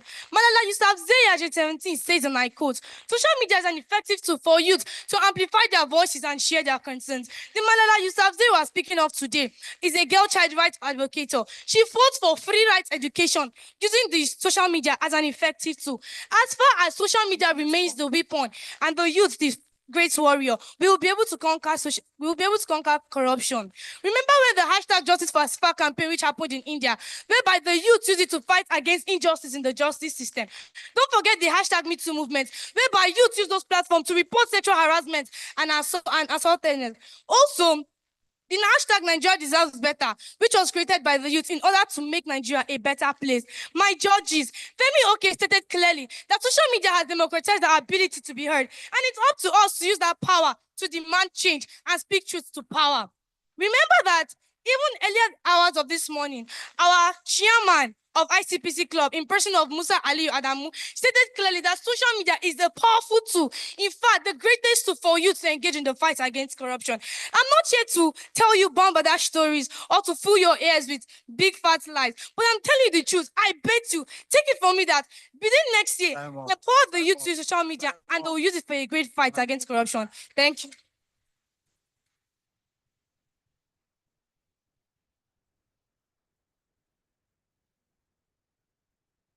May I now call on Olatubosun Bolariwa from the Nigerian Ghana International School. He is the second speaker. Thank you. The panel of judges, permit me to stand on the existing protocol laid by my first speaker. My name is Bolariwa Olatubosun of Nigeria Ghana International School, and I'm here to strongly antagonize the motion that social media is the most effective tool for meaningful youth engagement in the fight against corruption. While the social media has attained important usage in the world of today, the question to ask, however, is if the social media is truly the most effective tool for meaningful youth engagement in the fight against corruption. Well, I'm here to say no to that with the following points of mine. Firstly, privacy concerns. One of the cons of social media is that it brings about a lot of privacy and security concerns. Personal information users frequently share on social media platforms and are frequently vulnerable to exploitation if inadequate security measures are in place. Security hazards include unauthorized access to personal information and data breaches. We all know we live in a world today full of hackers and fraudulent people. And may I ask this question? Who are the majority of these people? Youths. Let us look at the case of Hush Puppy, a notorious criminal well known for involvement in fraudulent activities. If youths are the perpetrators of these crimes, then how do we expect them to fight corruption? Secondly, misinformation. One of the other cons of the social media is misinformation. Due to the quick diffusion of information on the social media, this may also lead to the spread of false or unverified information. This can result in confusions, rumors, and an adverse effect on public opinion and conduct. This is a risk that cannot be taken in the combating of corruption, as misconceptions may develop. Thirdly, cyberbullying and harassment. Cyberbullying and harassment can occur on social media. On these sites, anonymity can encourage people to act harmfully towards others, which can affect the victim emotionally. As in the case of a 21-year-old who was arrested and sent to prison for sexual exploitation, the girl involved almost committed suicide. In this scenario, we can see how the social media has been used by youth to harm other people negatively. Now, may I ask this question to my opponents? If youths are the perpetrators of such atrocities using this same social media, then how do you expect them to fight corruption using this very same social media? Fourthly, time management and addiction. Minutes more. Social media is meant to be engaging, which can result in compulsive behavior. Overuse can negatively affect both youths and elders. Addiction to the social media poses a threat physically, mentally, and emotionally. Researchers have found out that people who are addicted or overuse the social media are prone to depression. To put it in perspective, if a youth is depressed due to the social media, then how can we expect them to combat corruption using this very same social media? Fifthly, effectiveness. My opponent might say that anti-corruption agencies post material to educate and inform youth on anti-corruption measures, but I bet you how many of us actually find interest and watch these materials? The fact is that even if we watch these materials, it is not a driving force to make us take action in the fight against corruption. We can watch these materials and just scroll and forget about it. Many youths are captivated by many things in society of today, but this is not one of them. In conclusion, I would say that after considering the adverse effects of the social media on the youthful populace, I inherently disagree that the social media is the most effective tool for meaningful youth engagement in the fight against corruption. Thank you.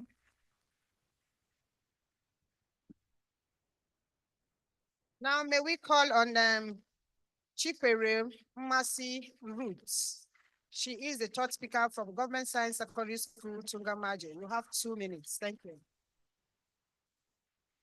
According to Nelson Mandela, corruption is a crime against humanity, but destroys the very fabric of our own society. Even the chairman, panel of judges, the timekeeper, co-debaters, ladies and gentlemen. My name is Chikwe Masirut, a student of Government Science Secondary School, Tungamaji. Standing here to propose the motion which states social media is the most effective tool for meaningful youth engagement in the fight against corruption.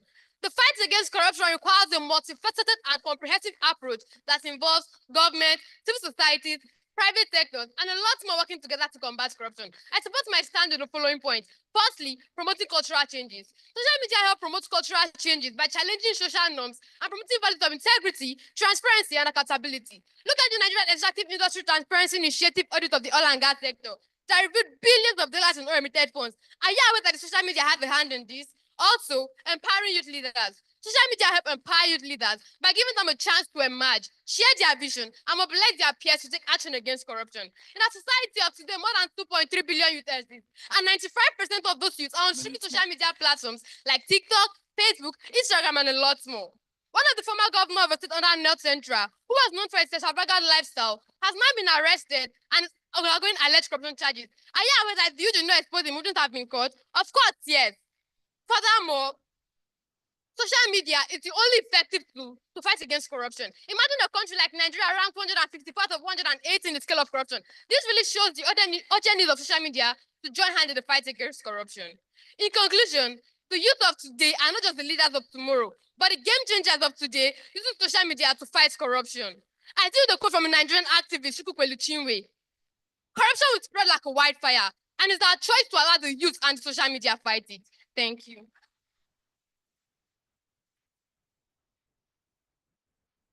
Finally, may I call on Judge Will Temple Mercy from the Nigerian Ghana International School. A round of applause for her, please. I firmly stand against the motion that says social media is the most effective tool for meaningful youth engagement in the fight against corruption.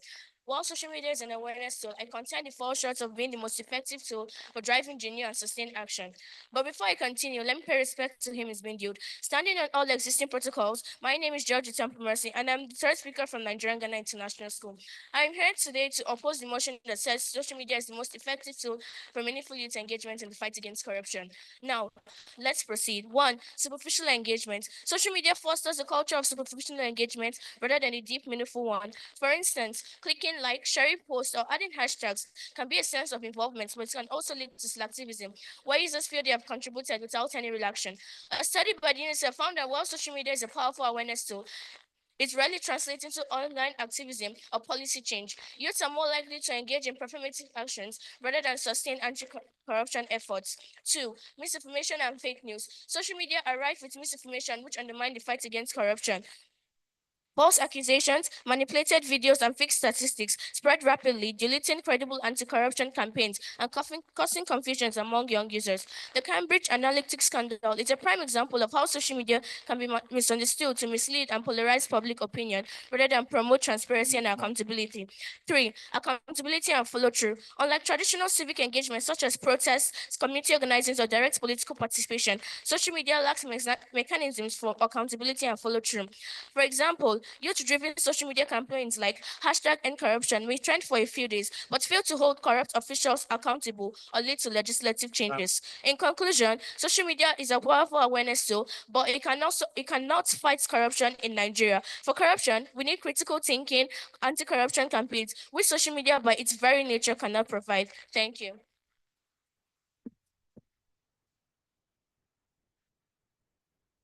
A round of applause for her. Now we are calling on the first speaker from Government Side Secondary School to come and round up for 1 minute.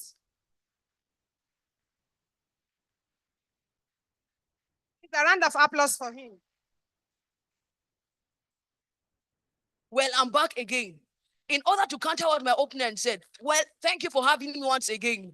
In the words of Dr. Bob, a rector of Brunel University in London, he says, and I quote, "The youth are indigenous of social media. They are born into it. It's their world, it's their reality. So why do you tell them not to use the tools of their world to fight against the challenges of their world?" This leads me to my next point, scalability and sustainability. Social media platform can be scalable and sustainable, allowing anti-corruption effort to reach a wider audience, even over time with limited resources. I leave you with this word. The future of our world is in the hands of our youth. The power of social media is a megaphone. So why don't you join us to use social media as an effective tool to fight against corruption and end corruption? Thank you.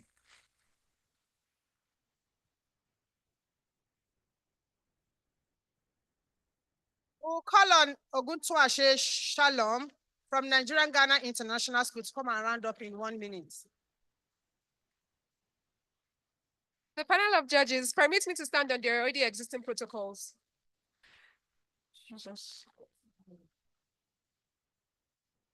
Even before social media came into existence, going down the memory lane, history put us on record that young activists and nationalists, human rights activists were able to put an end to social media, such as Martin Luther King Jr., who fought against Black oppression, marginalization in the US through the 1963 march. Also, same as the Nelson Mandela you mentioned, that you quoted, that same Nelson Mandela single-handedly put an end to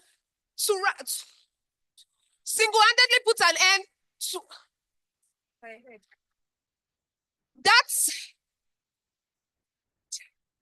that same Nelson Mandela single-handedly put an end.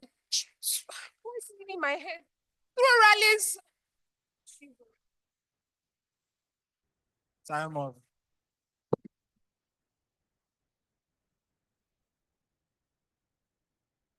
Of applause, a round of applause.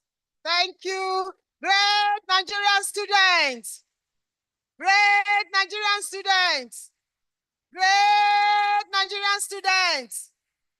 Thank you. We'll announce the results shortly. A round of applause for the student, please.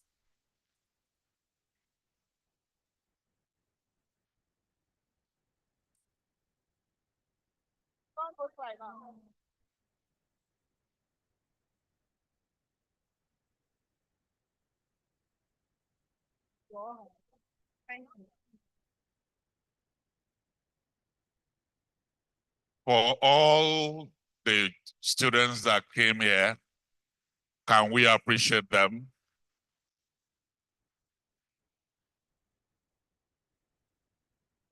And then for the last girl that came here, if the teacher is in the room now, go and look for her outside. Please go and console her. And then for the teachers that made them to cram all these things. Let's clap for the teachers, please. The teacher has left. Please go and look for her. She's crying wherever she is now, please. Thank you.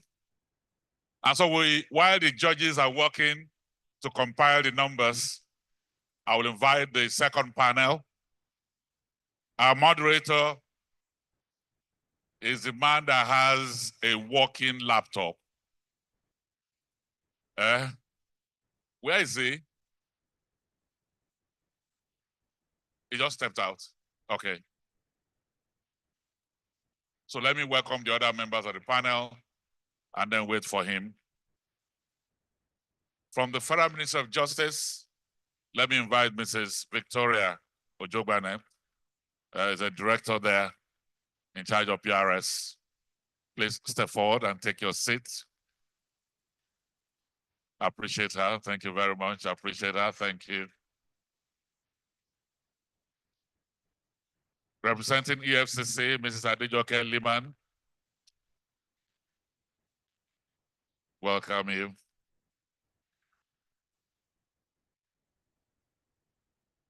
NFIU, Chang Sit Jagaba,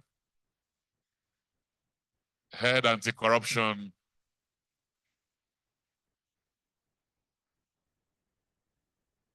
for the Financial Reporting Council, Fatima Binta Abubakar.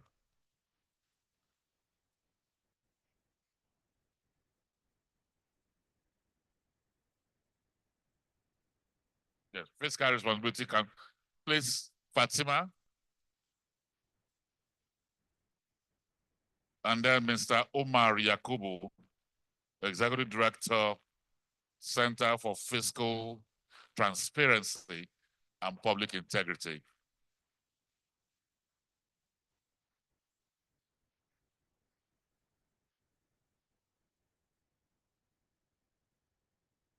We are now, my brother, can you look for Dr.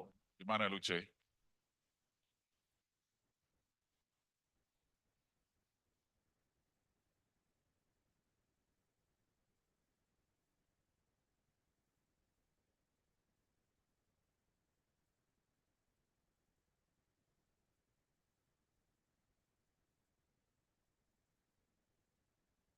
If we can get 2 additional microphones, this panel is wider. We have more people.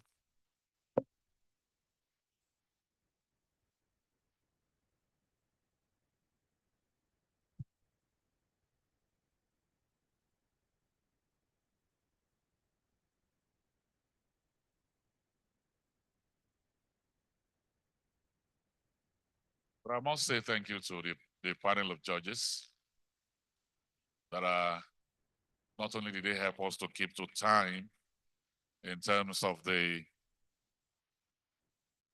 debate, but now they are compiling the numbers as if they are preparing the Nigerian budget. So please, let's get Dr. Emmanuel Uche in. He's our moderator.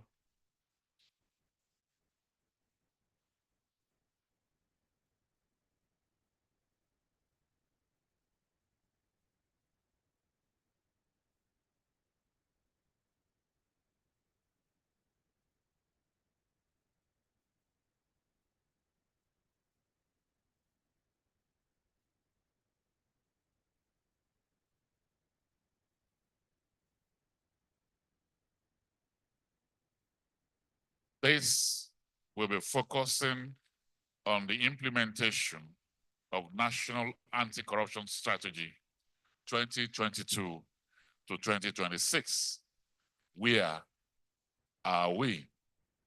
Dr. Emmanuel Uche and his panel will answer the question in the next 30 minutes. Doctor, you are doing this for 30 minutes. Deal? Deal?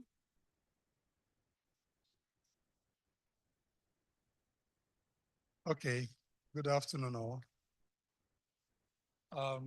Thank you very much for joining this panel. Our panel says the implementation of the National Anti-Corruption Strategy 2022 to 2026. Where are we?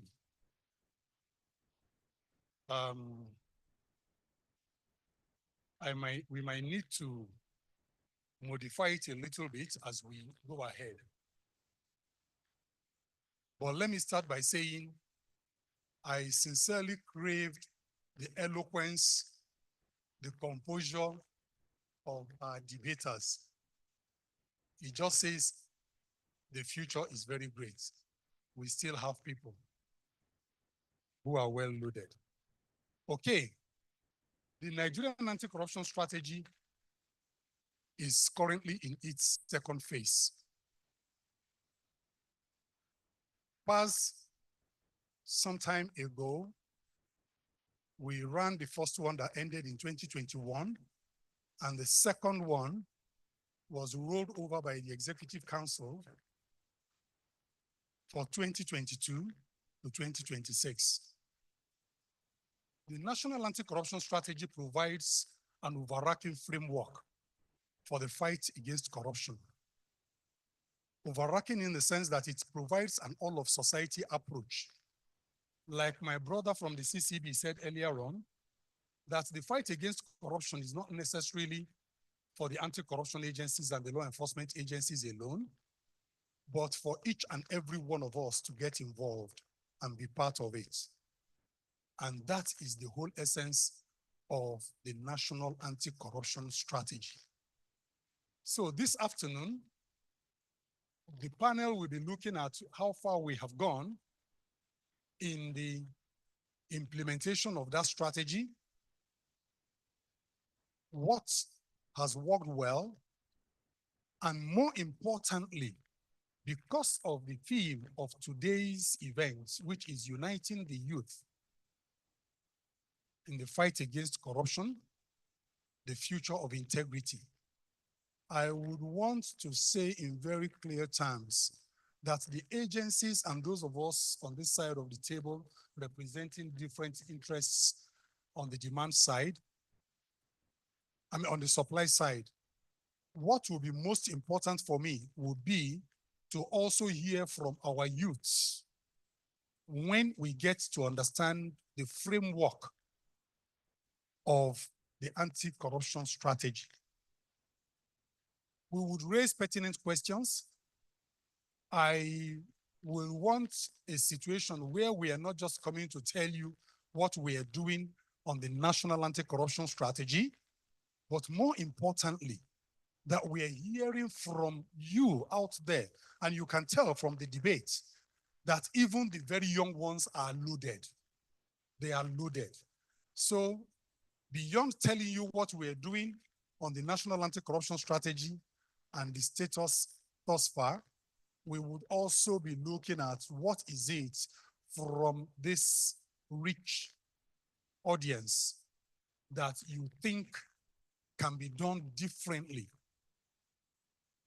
in the journey to implementing the national anti-corruption strategy. Therefore, to kick off this afternoon, I will start with my brother to the far right. No, sorry, I should start with my sister. Gender. I have to be gender sensitive. My sister here, Victoria Ojogbane, is actually the driver of the National Anti-Corruption Strategy in the Federal Ministry of Justice. She sits and heads the Secretariat for the NACS implementation, and therefore is in the best position to tell us exactly the journey so far and where we are headed with the National Anti-Corruption Strategy. Over to you, ma'am. Thank you. Like he said, well, let me just start by asking, how many of us are aware of the NACS, that's the National Anti-Corruption Strategy document? How many of us? Can we make it, lift it higher? Thank you. We have not formed a quorum. Then how many of us are aware that the 2017 to 2021 action plan, NACS had an action plan? How many of us are aware? Just a few of us. As I sat in this meeting, it occurred to me that I could have suggested to Madam Jane that we do an overview of the action plan so that people can understand what is in the action plan. But that's water under the bridge. In a few, maybe a month or two, the copies of the NACS 2022, like he said, so 2026 will be in the public purview. For now, MGAs have them and anti-corruption agencies have them because they're already running, they're already implementing them. So like he said, from 2021 to 2017 to 2021 was the first phase. And after the first phase, the ministry wrote to Mr. President through the Federal Executive Council to ask for an extension of the implementation of the NACS. That when I say NACS, I mean National Anti-Corruption Strategy. And the former President, Muhammadu Buhari, graciously approved, in fact, that the NACS should be extended, implementation should be extended for a further period of 4 years. And now with that, we had to touch the action plan so that we can bring it up to speed with emerging times. And that took about a lot of engagements between the 21 agencies and the 2 new ones that were co-opted, engaging robustly to bring up an action plan that can help implement the NACS. We engaged as state actors, that's staff of ministries, and we engaged with civil society, that's non-state actors. And at the end of that exercise, we came up with a document which is now the NACS Action Plan for 2022 to 2026. Now, that document was sent to all heads of agencies, heads that are relevant, that have anti-corruption mandate, transparency mandate, or regulatory mandate on this area, for them to be able to understand the content of the action plan and the NACS document. The NACS document, there's nothing new in it. We only changed times and dates that are in the NACS document. On the 26th of July, that document was validated by all relevant stakeholders. And I remember the parting statement of the chairman of EFCC when he was giving his vote of thanks. He said, "We have received this document. We are going to run with it to implement it."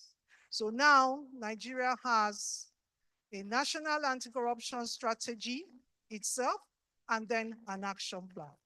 So let me quickly say that like every SMART plan, the NACS document is SMART. It is specific, it is measurable, it is achievable, it is realistic, and it is time-bound. So that's the document we have. Can I have quiet from the youths? Can I have some quiet? Thank you. Thank you. Thank you, please. All right. So that document, like I said, has 20 goals. It has 44 objectives. It has 48 strategies. It has 248 critical activities. And it has to be, all these critical activities must be implemented before 2026 comes to an end. And then it has about 135 MDAs that have responsibility to implement either the goal, the strategy, or the objective. That's the document we have. And then it has time specification in that document. It pains me that I cannot roll it out for you to just follow me as I'm saying it. Now, it has time frame. Some of those activities must be carried out within 3 months, within 6 months, within 1 year, and then, of course, the time frame till the end of the document. So that's what we have for the NACS document as it is. Now, like he said, the NACS is supposed to be implemented in 3 levels. One has to be mainstreaming anti-corruption legislation that will prevent and combat corruption. That's one level. The second level is to mainstream anti-corruption so that into governance and also service delivery. And the third aspect of it is to mainstream anti-corruption into subnational levels. So when the little girl was asking, what are we going to do with my colleagues that don't have access to internet? That means maybe they are at the grassroots, maybe they are at the local government level, Anti-corruption, NACS is going to come that way because it's supposed to be subnational. First at the federal, and I'm glad, I'm sure he's going to inform us that there are some pilot states that are bought into the NACS and are already running with it. And that NACS will be implemented in the state and also the local government level. And then I want to quickly say, in rounding up, that there are 5 pillars of the NACS document. We have prevention, we have public engagement. So there's going to be a lot of engagement, like we've not seen it before, because we took time to look at what was the strength, the SWOT of the 2017 to 2021 NACS. What was the success? What was the failure? We took time to study it, and I'm sure under the IATT, we have the M&E committee that did a lot of work on the NACS 2017 to 2021. So we knew the lessons we learned from the first phase of the NACS. Then this phase is still sitting on the same 5 pillars: prevention, public engagement, ethical reorientation. That is what we're doing here today. That is why we're gathered here today, to reorient our thinking, our mindset. Reorientation, that's the 3rd pillar. Like a house, it's a pillar, it's standing like a house. And then we have enforcement and sanction. That's where the law enforcement and some of the anti-graft agencies will come in. And finally, we have recovery and management of proceeds of crime. Those are the 5 pillars. So I believe you have a little understanding of what the NACS is about. So going forward, let me just say this, going forward, we have some critical activities that must be done.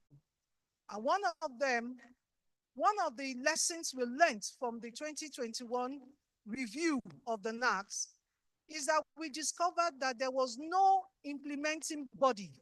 Even though it was there in the letter of the policy document, it was not implemented.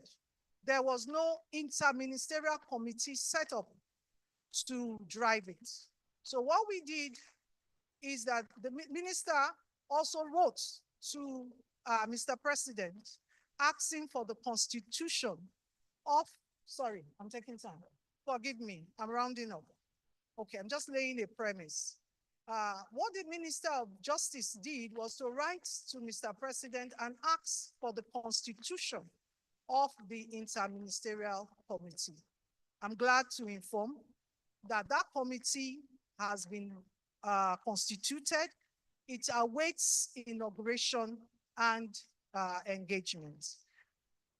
You can clap. Now, and then going forward, we need to put that in place. The IMC is also supposed to have an anti-corruption funding framework, which is a lesson learned from the last one. And we're already commencing process to put that in place.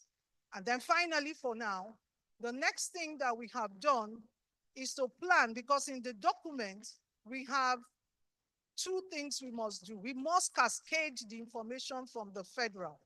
So that is set for the next year. Thank you very much. I think my sister deserves a good applause. In school, we say lie away without looking at the book. She's so good. Thank you, ma'am. Now, I am not going to follow the traditional approach of panelists that speak to what it is that they do. I will talk to them. I would rather have them respond to issues from you, whom we have come to engage. We have not brought you to tell you what we are doing. We have brought you to also hear from you how the different agencies and interested parties in the fight against corruption can improve what they do. And I think we know what we do. I know her. I know you, EFCC. I know my sister, NFIU.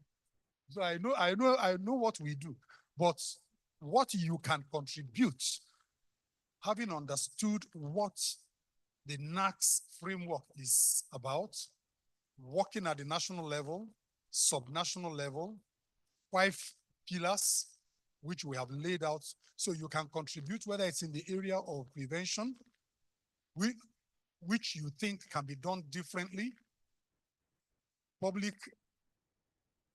engagement, or asset recovery, ethical reorientation. What do you think?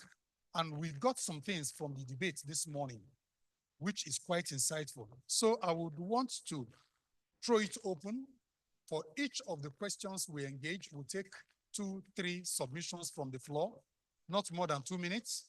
And then we would have somebody here who is better focused on that area, also complement the contributions. That would be my approach. And by the way, I have the microphone. So my first question will be, the first question is already answered, because when we asked how many people know about the NACS, only like 2 people. When we asked how many people heard about the action plan, because my question would be, how would we describe this journey so far? And how successful can we say we have been? Anyway, I will still ask that question because my brother over there did an assessment some time ago for the National Assembly on the implementation. So my brother Yakubu, please, can you speak a little bit to how successful you think we have been and what we need to do differently? Thank you. Thank you, Mr. Moderator. I think largely, relatively, we have done well in the sense that even without the NACS, agencies are still doing what they're supposed to do because they are being guided by their own laws, by their own regulations. So they are already doing a large portion of the NACS. And it's good that we have transitioned into, okay. It's good that we have transitioned from 2022 now to 2026 to borrow what we have done or what we have not done to implement it. So that is good. And the things that we just need to improve on, one is coordination. There needs to be interagency coordination. So the Federal Ministry of Justice might need to enhance that because there are a lot of areas where we're not doing so well because there's low level of coordination. And that coordination also entails speaking to each other, what you do, because you find that there's duplication. The second thing you need to do, or we need to do, is improved transparency. Actually, a lot is being done, but I remember telling Dr. Uche, but the public, we civil society, were not aware.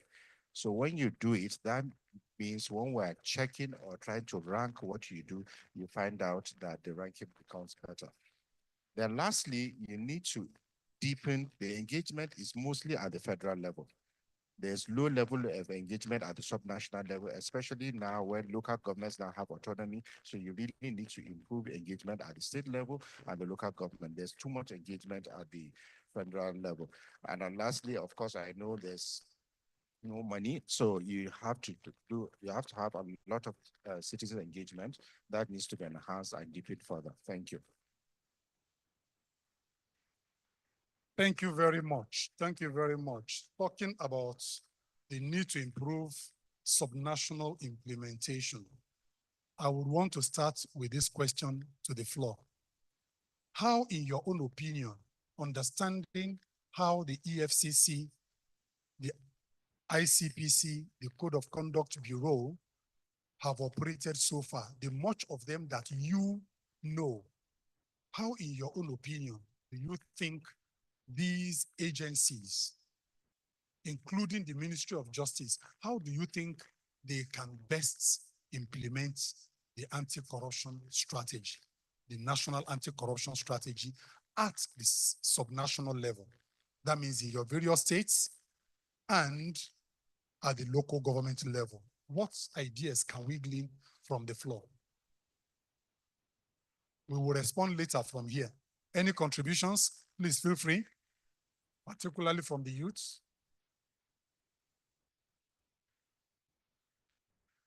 Okay, if that is not happening, then I will start from the panelists here. That means you're pushing it back to the panelists. But feel free if you have an idea that you want to share with us. So I would like to ask my sister from the EFCC, my sister Liman. So how would you take the national anti-corruption strategy implementation to the subnational levels, the states and the local governments? Thank you very much. Thank you, Mr. Moderator. Good afternoon, ladies and gentlemen. We consider this a privilege to be part of this wonderful event on a yearly basis, and we thank the organizers for being committed and dedicated to making it happen. For us at the EFCC, when we're talking about the subnational, you do know that we work at the federal, at the state, and at the local government levels. Let me talk about prevention, because that forms a pillar of NACS and is also one of our own pillars as an organization. What we're doing first and foremost is that you might have heard of this agency, or rather department under the EFCC, called the SCUMO. That's the Special Control Unit Against Money Laundering, which have been empowered by the Money Laundering Act of 2022 and the Terrorist Financing Act. They work with designated non-financial businesses and professions around the country to educate them on their responsibilities in terms of money laundering and terrorist financing.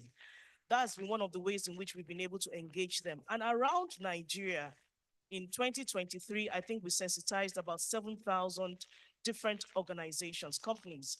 They come to us. Many of you here who you may have a company or you know someone who does, if you want to open an account in the bank, you'll be referred back to bring your SCUMO certificate.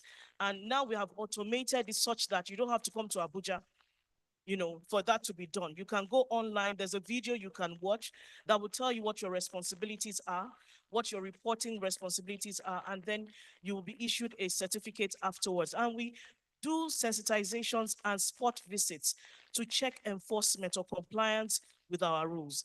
And so far, I think we are revving up the necessary recognition for what we do. Secondly, I want to talk about what we call the fraud risk assessment control, which is a department now in the EFCC that is working with MDAs and also with the local government agencies or in each state. What do they do? We know that corruption doesn't just happen. It happens because there's a framework that allows it to happen. There are gaps, there are lacunas in the way in which we do business as a government in our various agencies. And the people who perpetuate corruption love those gaps. However, there are people who don't even really understand that, no, you're not supposed to do that. That is actually against the law. So what we're doing now is that we have set up a department whose primary responsibility is prevention. They have engaged MDAs, and some MDAs have actually invited us to come into their organization and look at their system, to audit it and to know where the risks are, the vulnerabilities are, and to help them to do that. We're also working with the local governments ever since the Supreme Court judgment that gave autonomy to the local governments, that they can now take, the allocation directly. We have already started engaging them because we realize that we need to do capacity development. We need to let them be aware of where they need to watch, and the things that are not permissible. So these are some of the areas in which we're doing some of these things. We're also setting up more offices in other locations around the country. We have 15 currently, and we hope to open more in the next coming days. Thank you. Thank you very much, my sister. I also want to add here that there has been a lot of efforts following what the work we have led in pilot states of Adamawa, Edo, Anambra, Kano, where they currently have their own state anti-corruption strategies. They have anti-corruption secretariats, and a lot of states have been motivated to have their own anti-corruption agencies as well. Most of them in the Northwest now have their own anti-corruption agencies. Katsina, Kano, Kaduna, Kebbi, all of them have their own anti-corruption agencies in place. Lagos has also passed their own. So part of what you can do as your contribution would also be to ask your own state governments when you have the opportunity to enter a forum with them like this to ask why are they not implementing the national anti-corruption strategy. Having said that, may I turn to my sister? Okay, somebody raised his hand over there. Can we take that intervention quickly? If you have a loud voice, go ahead, sir.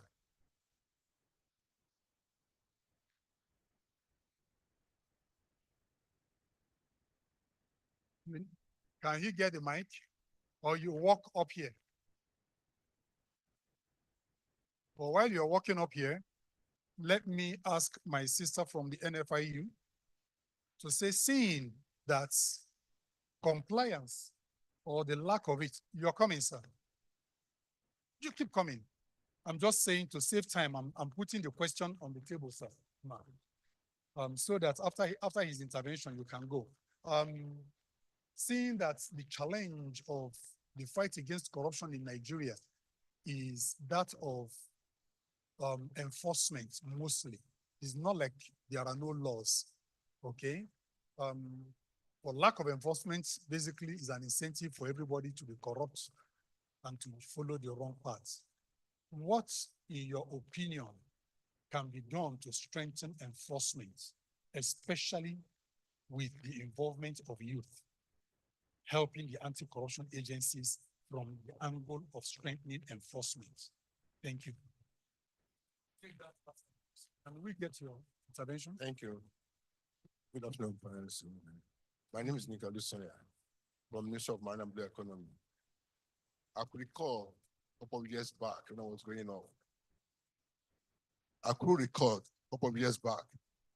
up. Emphasis was placed on values, ethical values, social values. And I could recall also we should have something that had to do with social studies, where love and respect for national flag and so on and so forth were captured. I believe one of the measures that ICPC and EFCC or whatever agency responsible for that is to possibly domesticate still, go back to the same primary school, so that from there it becomes part of your heart. Then when you get to higher institution, you grow on it. Then you come to society, you become a normal, good citizen. You respect the policies and programs, and then. Thank you very, very much. Thank you. In summary, he is saying, catch them young. And we need to restore civic studies and national value studies into our educational curriculum. And that is very apt. I cannot agree less. So my sister, please, you can take the floor. God bless you. Good afternoon, Mr. Moderator. Thank you so much to the IATT, the EU, TUGA, and all the organizing bodies who have put this occasion together. My name is Chanchi Jagaba from the Nigerian Financial Intelligence Unit, privileged to head the anti-corruption unit. Thank you, sir, for your question. I believe that the young people are very active and passionate about their country and about how they want their future to be better than what it is today. So I think one of the ways that anti-corruption agencies can help to strengthen that part of enforcement of laws, getting the youth involved, is to forge strategic partnerships with the youth. Having a coordinated approach and then forging that strategic partnership. What do I mean? When a young person knows, you are able to engage a young person to the point that the person knows, okay, this is the channel that I must use to report any corrupt practice I notice. So they have that information at their fingertips. So for example, I know the EFCC has an app, the Eagle Eye. To what extent are the young people exposed to know about this Eagle app? And then to what extent can they use it effectively? Then secondly, I believe that the young people believe in feedback. When young people see results, they are more passionate, or they are more interested or committed to being part of enforcing a law. So once results are coming out from some of the enforcement actions taken by the law enforcement agencies, and the young people are giving the results, they are seeing that people are being prosecuted, people are being convicted, assets are being confiscated, and it is publicly coming to their knowledge because of something that they have done to maybe make a report. Guess what? The youth will be more involved in ensuring that these laws are enforced because they'll be participating in supporting the law enforcement agencies. Thank you very much. Thank you very, very much, my sister. Let me try and also add to that, that there are frameworks currently in place to strengthen youth participation, especially from the angle of enforcement. And my brother from the ICPC, Demola Bakari, did speak to it when he was making his presentation during the last panel. As we speak, we have anti-corruption committees implementing state service transparency initiatives, starting with pilot states of Anambra, Adamawa, and Kano. We have anti-corruption committees in Kano State alone. All the 44 local governments and all their MDAs have actus in place. In Kano, I just came back from a meeting with the governor. The state has taken it over and merged it with Servicom to drive transformation in service delivery. What that says is that you as a youth, when you go to receive service in Kano State now, you have the right to report the quality of service you have received from that agency, whether it's the education ministry, whether it's the health center. You have the right to report to the State Service Transparency Initiative, which is driven by both ICPC, Servicom, and the State Anti-Corruption Management Secretariat headed by Public Complaints and Anti-Corruption Commission in Kano State. So we have such in key states, and we're asking more states to come by in to ensure that this spreads across all the different states. Now, to the next question, which again, I will throw both to the floor and to my sister from the Fiscal Responsibility Commission. That will be that, seeing that there is a very thin line between corruption and indiscipline. Very many of us suffer more from indiscipline than even corruption that the NACS is fighting. Seeing that there is a very thin line, and that both corruption and indiscipline are both fueled and reinforced by impunity, especially by those in authority. Ma and members of the crowd, please, I know we will fail in the implementation of the National Anti-Corruption Strategy if impunity continues to fester. What can we do to address impunity and the twin devil of indiscipline in our sister? I sincerely need ideas. I know they are not there, but if those ideas are germane, they can be worked even into the current action plan of those implementing. So I want something new. Okay? So my sister, God bless you. Good afternoon, ladies and gentlemen. My name is Fatima Binta Abubakar. I head the Secretariat of the Fiscal Responsibility Commission. May I have this opportunity, make this opportunity to appreciate the efforts of the IATC for this wonderful organization. I must highly commend this year's World Anti-Corruption Day because it's been really seamless. Participation has been very, very high level. I appreciate all the efforts and our supporting partners, UNODC, CDD, MacArthur, and of course, we can never forget ROLAC EU IDEA. On behalf of the FRC, my chairman, Victor Chinemere Murako, I want to sincerely commend all IAT team members and our supporting partners. Okay, going to the question of our Mr. Moderator, I think in handling this, it all starts with us.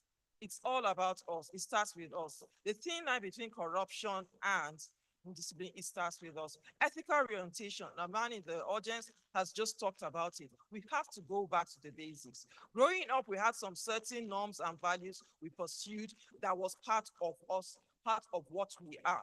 But going along the line, it became so easy.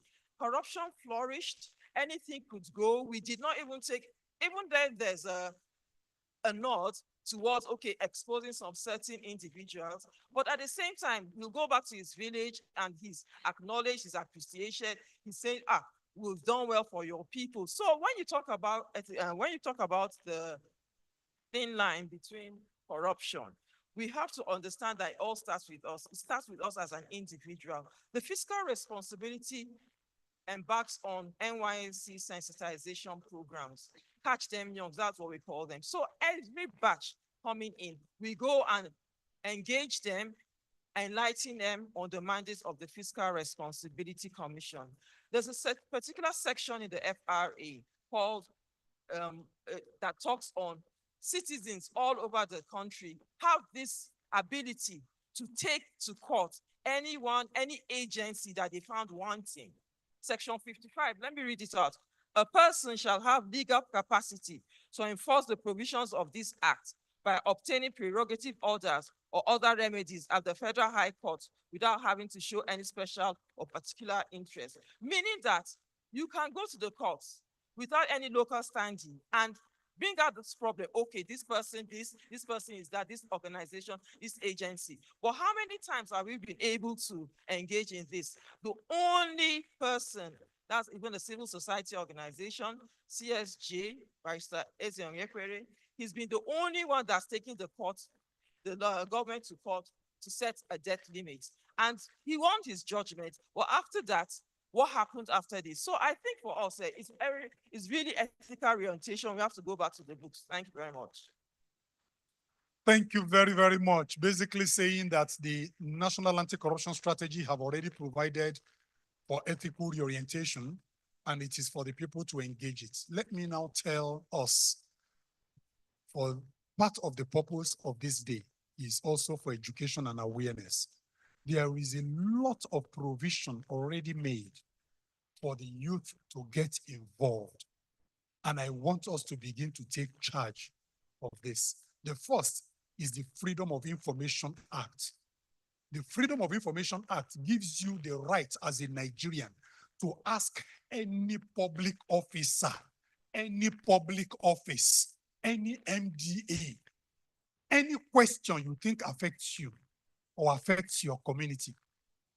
Just go to the FOI website and learn how to write. Learn how to write petition is where it starts. Learn how to ask, please, I need information on this. Let me tell you. Also learn how to report public agencies that fail to give you information. Report them to the Public Complaints Commission. The Public Complaints Commission is not doing much, but they have a lot of power.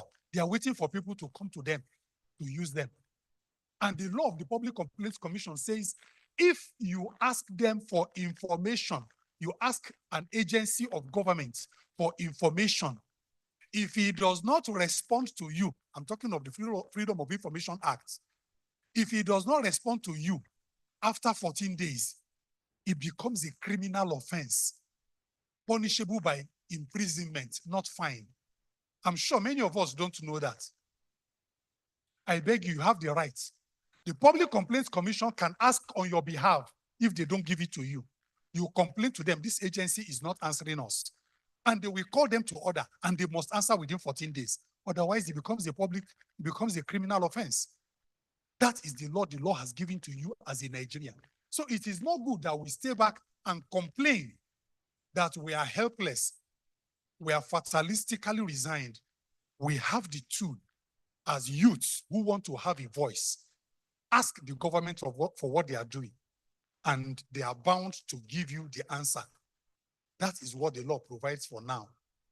Okay, as we begin to round up, may I then ask from the floor, is there anyone that have any suggestion on how you think we can improve all of this? 1, 2 people, max. And we'll close this session. Hello. Have we confused you? My own auntie, Ms. Okodua, number 1, who is going to be the lucky second person? Raise it high. Be sure. God bless you. Okay.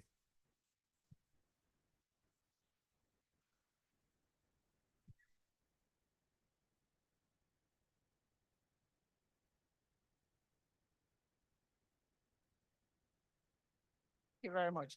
Good afternoon, everyone. It's not a new suggestion on maybe like it's not an innovation or anything like that, but it's a suggestion on how we can do things a bit better than we've been doing it. Umar had said one of the things going forward we should do better is coordination amongst the agencies. And I listened to the EFCC person present on what they are doing on prevention. And I heard her mention that they go into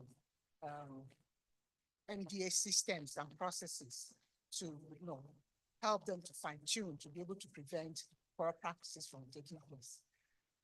I think I know that ICPC has a specific mandate on that, a specific statutory provision on going into government systems and MDA systems, and processes to fine tune,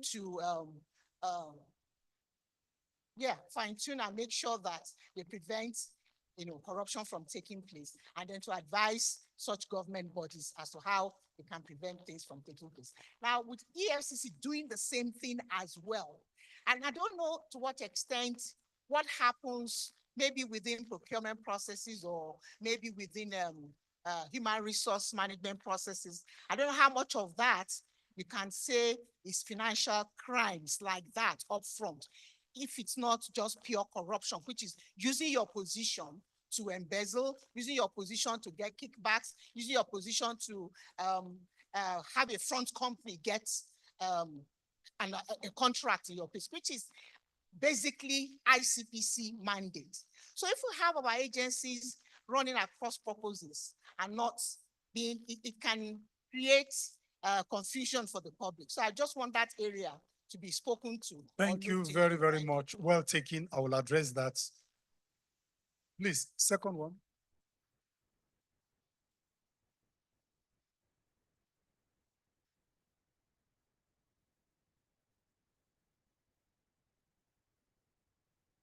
Thank you very much, sir. Mine is a suggestion. I'm Barnabas Akerele from a teacher in Nigeria Ghana International School. One of the things I can take from this panel session is the NACS, the National Anti-Corruption Strategy. And I believe that communication is also key to implementing it. Because we, the citizens, if we don't know anything about it, because I was also appalled by when we were asked, and it's like just 2 or 3%. So I want to suggest that we have a national orientation agency who can drive communicating these policies and strategies in different languages, using the social media, the print media, the electronic media. So that's my suggestion, so that we will not just be left in the dark. We will not just, it won't look like as if it's just a selected few that are involved in the fight against corruption. So we can make use of the orientation agency. Wonderful suggestion. God bless your soul for that suggestion. And that basically says also to the National Orientation Agency that there is a role, big role. And I want to assure you that role was clearly defined for the National Orientation Agency in the National Anti-Corruption Strategy. So it's basically saying, NOA, take on your role and do it better. For my sister Okodua, who was concerned about the overlapping mandates, is not about overlapping mandates now. It is essentially awareness at the individual, community, and all of society level on the need to prevent corruption. The ICPC has the express mandate to prevent institutional corruption within the MDAs, okay? Which is why it runs the annual system studies, it runs the ethics and compliance scorecard for MDAs, it runs Actual Effectiveness Index for MDA actors, it runs corruption risk assessments. They are all tools. It also drives the national ethics and integrity policy. All of those are preventive tools, okay? But preventing the individual, and there is very thin line between corruption, financial crimes, indiscipline, impunity, which makes it an all of society fight against corruption. And the role of EFCC in that respect is not only enough to enforce and punish financial crime, it is also important to prevent it. And one of those was the recently launched Cybercrime Rapid Response Center, where the EFCC intends to not only preempt and prevent cybercrime, but also to train over 500,000 Nigerian youths, okay, on how to avoid and curtail cybercrime. So all of it geared towards improving the system. I have had to stand against the EFCC when they thought of doing system studies. So they are not doing system studies. No, that was not it. Sorry, I just wanted to clarify something, madam. I think if we look at the NACS, the aspects of prevention is not limited to one agency because we all deal with it from different perspectives. What we bring to the table, EFCC, is that in our investigations, we realize that there's a lot that people don't know. And we can't keep waiting for enforcement. So what we're doing is that we have been asked, even one of the states he mentioned, Katsina, we're actually working with them to come up with something. They come to us and they say, look, we don't want to get into trouble. We want to make sure we're doing things on the right side. So we work with them. Rather for us, it's more of a collaboration. We're not there to take over what somebody else is doing. But rather, I think what we will push for is harmonization and, this stakeholdership so that each side can bring something to the table. There are a lot of things we can learn from ICPC, and I'm sure there's some things they can also learn from us. Thank you, ma'am. On this note, I want to say a very, very big thank you to this very active audience, all of you passionate for the dream and the new Nigeria. Thank you, members of the table. God bless you real good.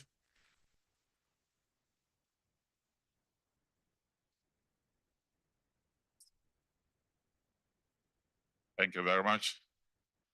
You will step down now here for the photograph. Mrs. Omere, please join them.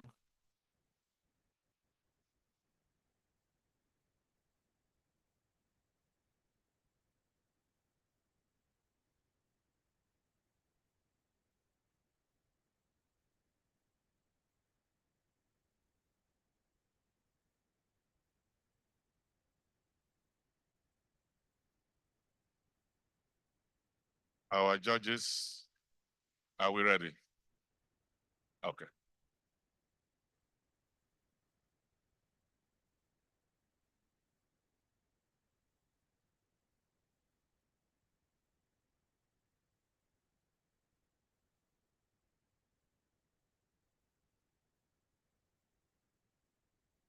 Only 2 men amongst them, and they are blessed men.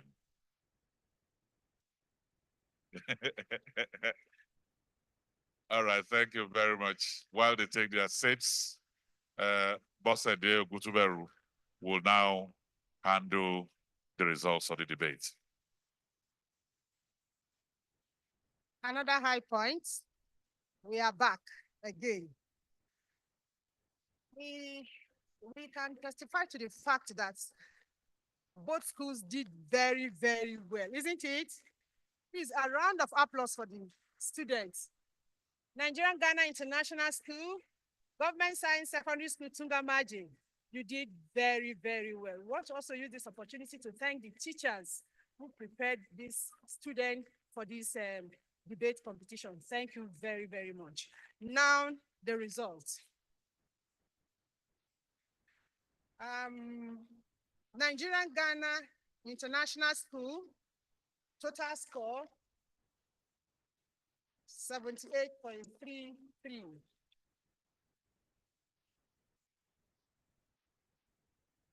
Government Science Secondary School, Tungamaje, 85.17.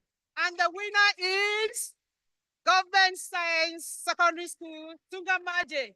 Please stand up, stand up, stand up for the champion, for the champion. Stand up, stand up, stand up for the champion, for the champion.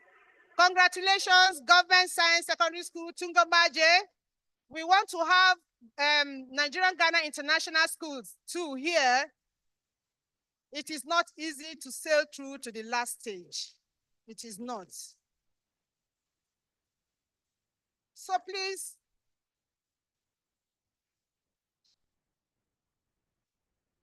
The program manager, Mr. Okay, yes. No, you should join them in photograph. Join them, Mr. Emmanuel Uche. He's not here. Now, we want to have the expert educationist, a former director, retired, director education, enlightenment and education, Mrs. Okodua, Rashidat Okodua, to do the presentation to Government Science Secondary School, Tunga Margin. Please, a round of applause for her.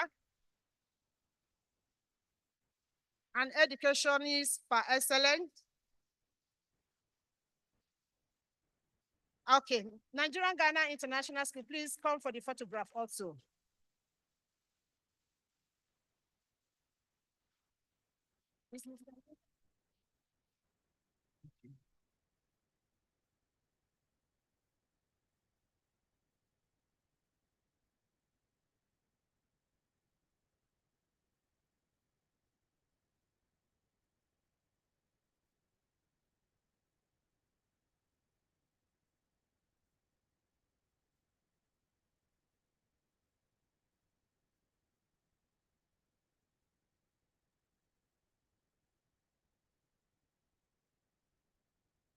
Ghana International School, those that participated, our heroes and heroines.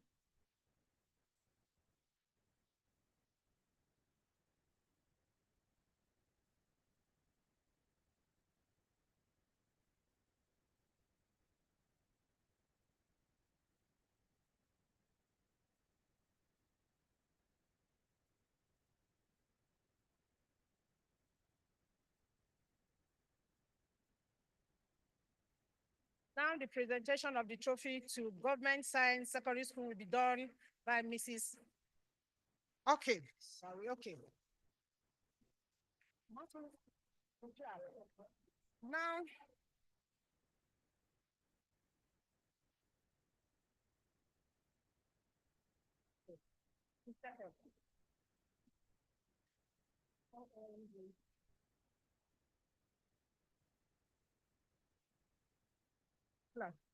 yes.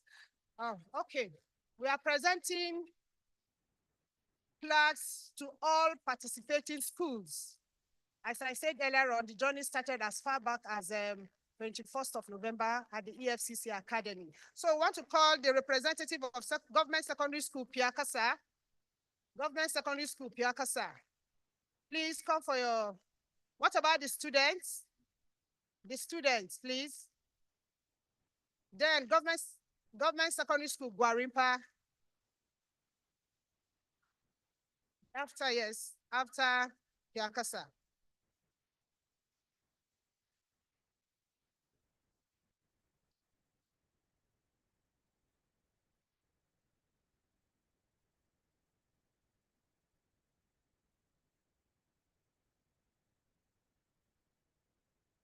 Thank you.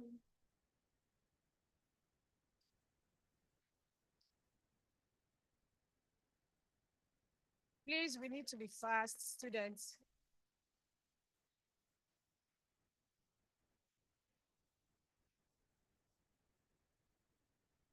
Followed by Government Secondary School, Guarimpa. Please start coming.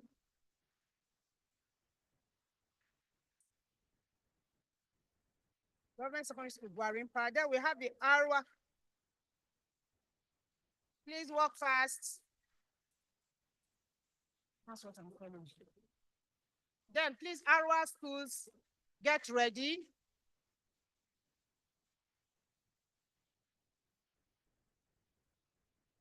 Arwa school, get ready.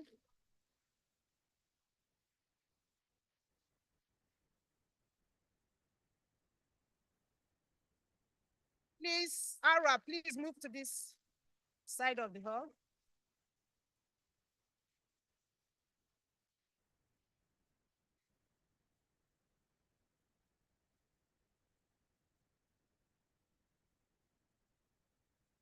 Arwa, please. Then Prime Scholars International School, please Move out. Arwa. Prime scholars.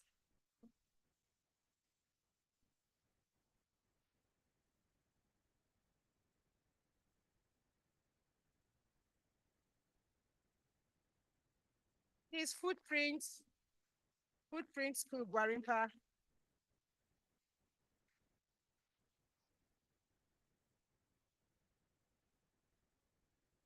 For the, okay.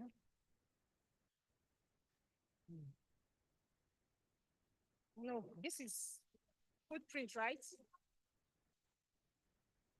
Some of you should come this way. Prime scholars.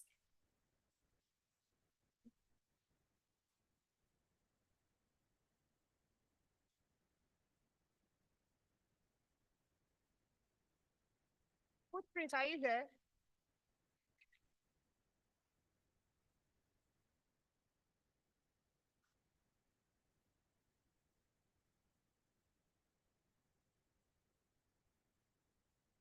Thank you.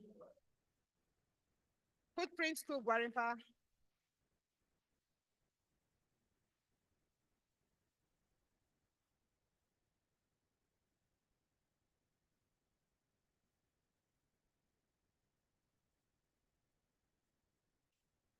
Fast, please.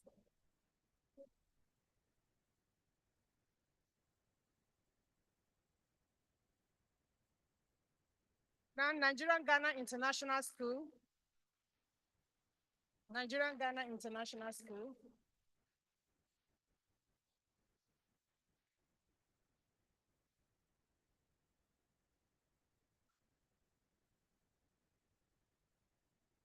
Nigerian Ghana.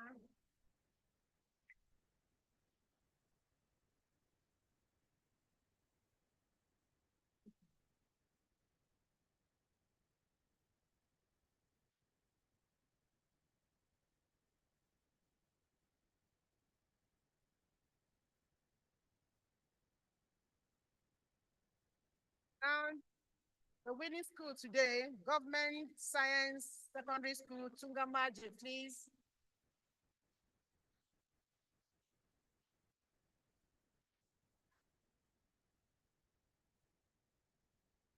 Please, let's give them a round of applause as they come. Give them the flag and the trophy. The flag and the trophy.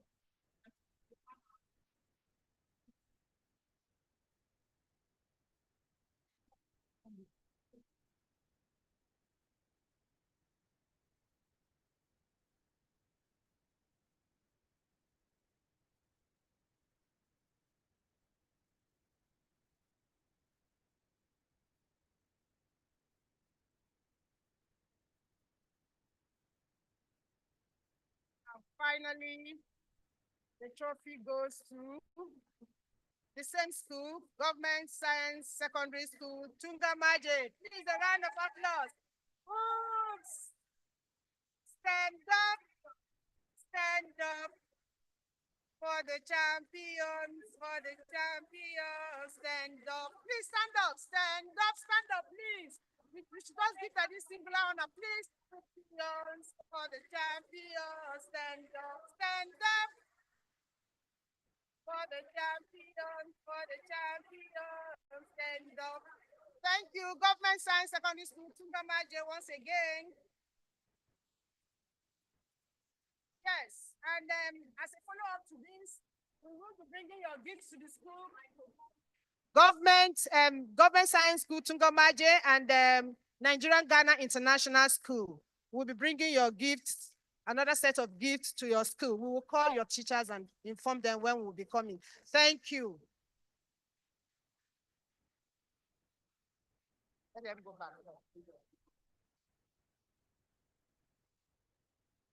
Hello, everyone. Another round of applause for all the participating schools. All right, take this photograph because I want to say one last word to these children.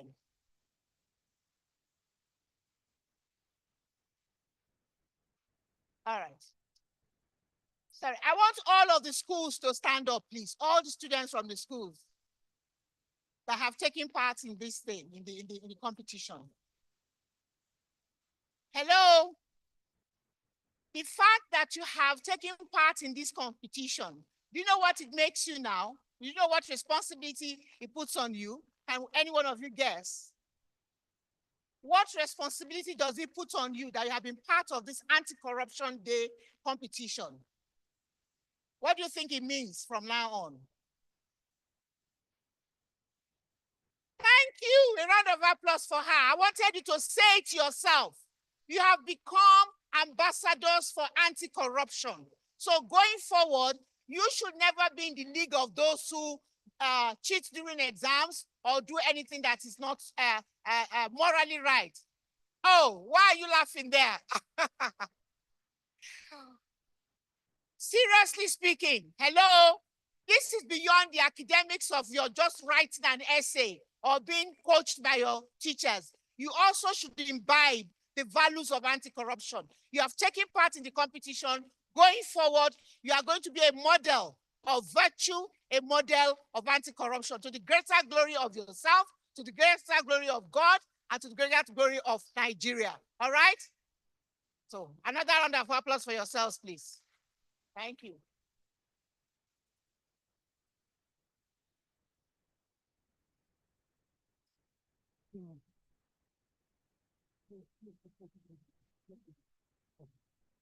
Thank you, please. We should not leave.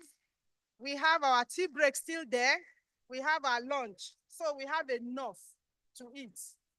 Yes. Yes, I will call it. Okay. Okay. Our lunch will take place at. Don't worry. Okay, we have for our panelists the representatives of the heads of agencies, directors at the VIP Kwali Hall, at the Kwali Hall. While we have for school children at the Coconut Garden and every other participants at the Coconut Garden. On behalf of the interagency tax team, I want to appreciate you all the CEOs. Number one, the Honorable Attorney General of the Federation, who was here very, very early. We want to thank all the CEOs, all our women, our school children for your participation, all our colleagues from the different agencies, the Project Steering Committee, the M&E Committee, all the teachers, our stakeholders, critical stakeholders. We want to say thank you for coming, and we wish you all safe journey back to your respective homes. Please, lunch, tea break is set here. If you still want to have some, snacks before going for lunch, it is open. Thank you, everyone, and good afternoon.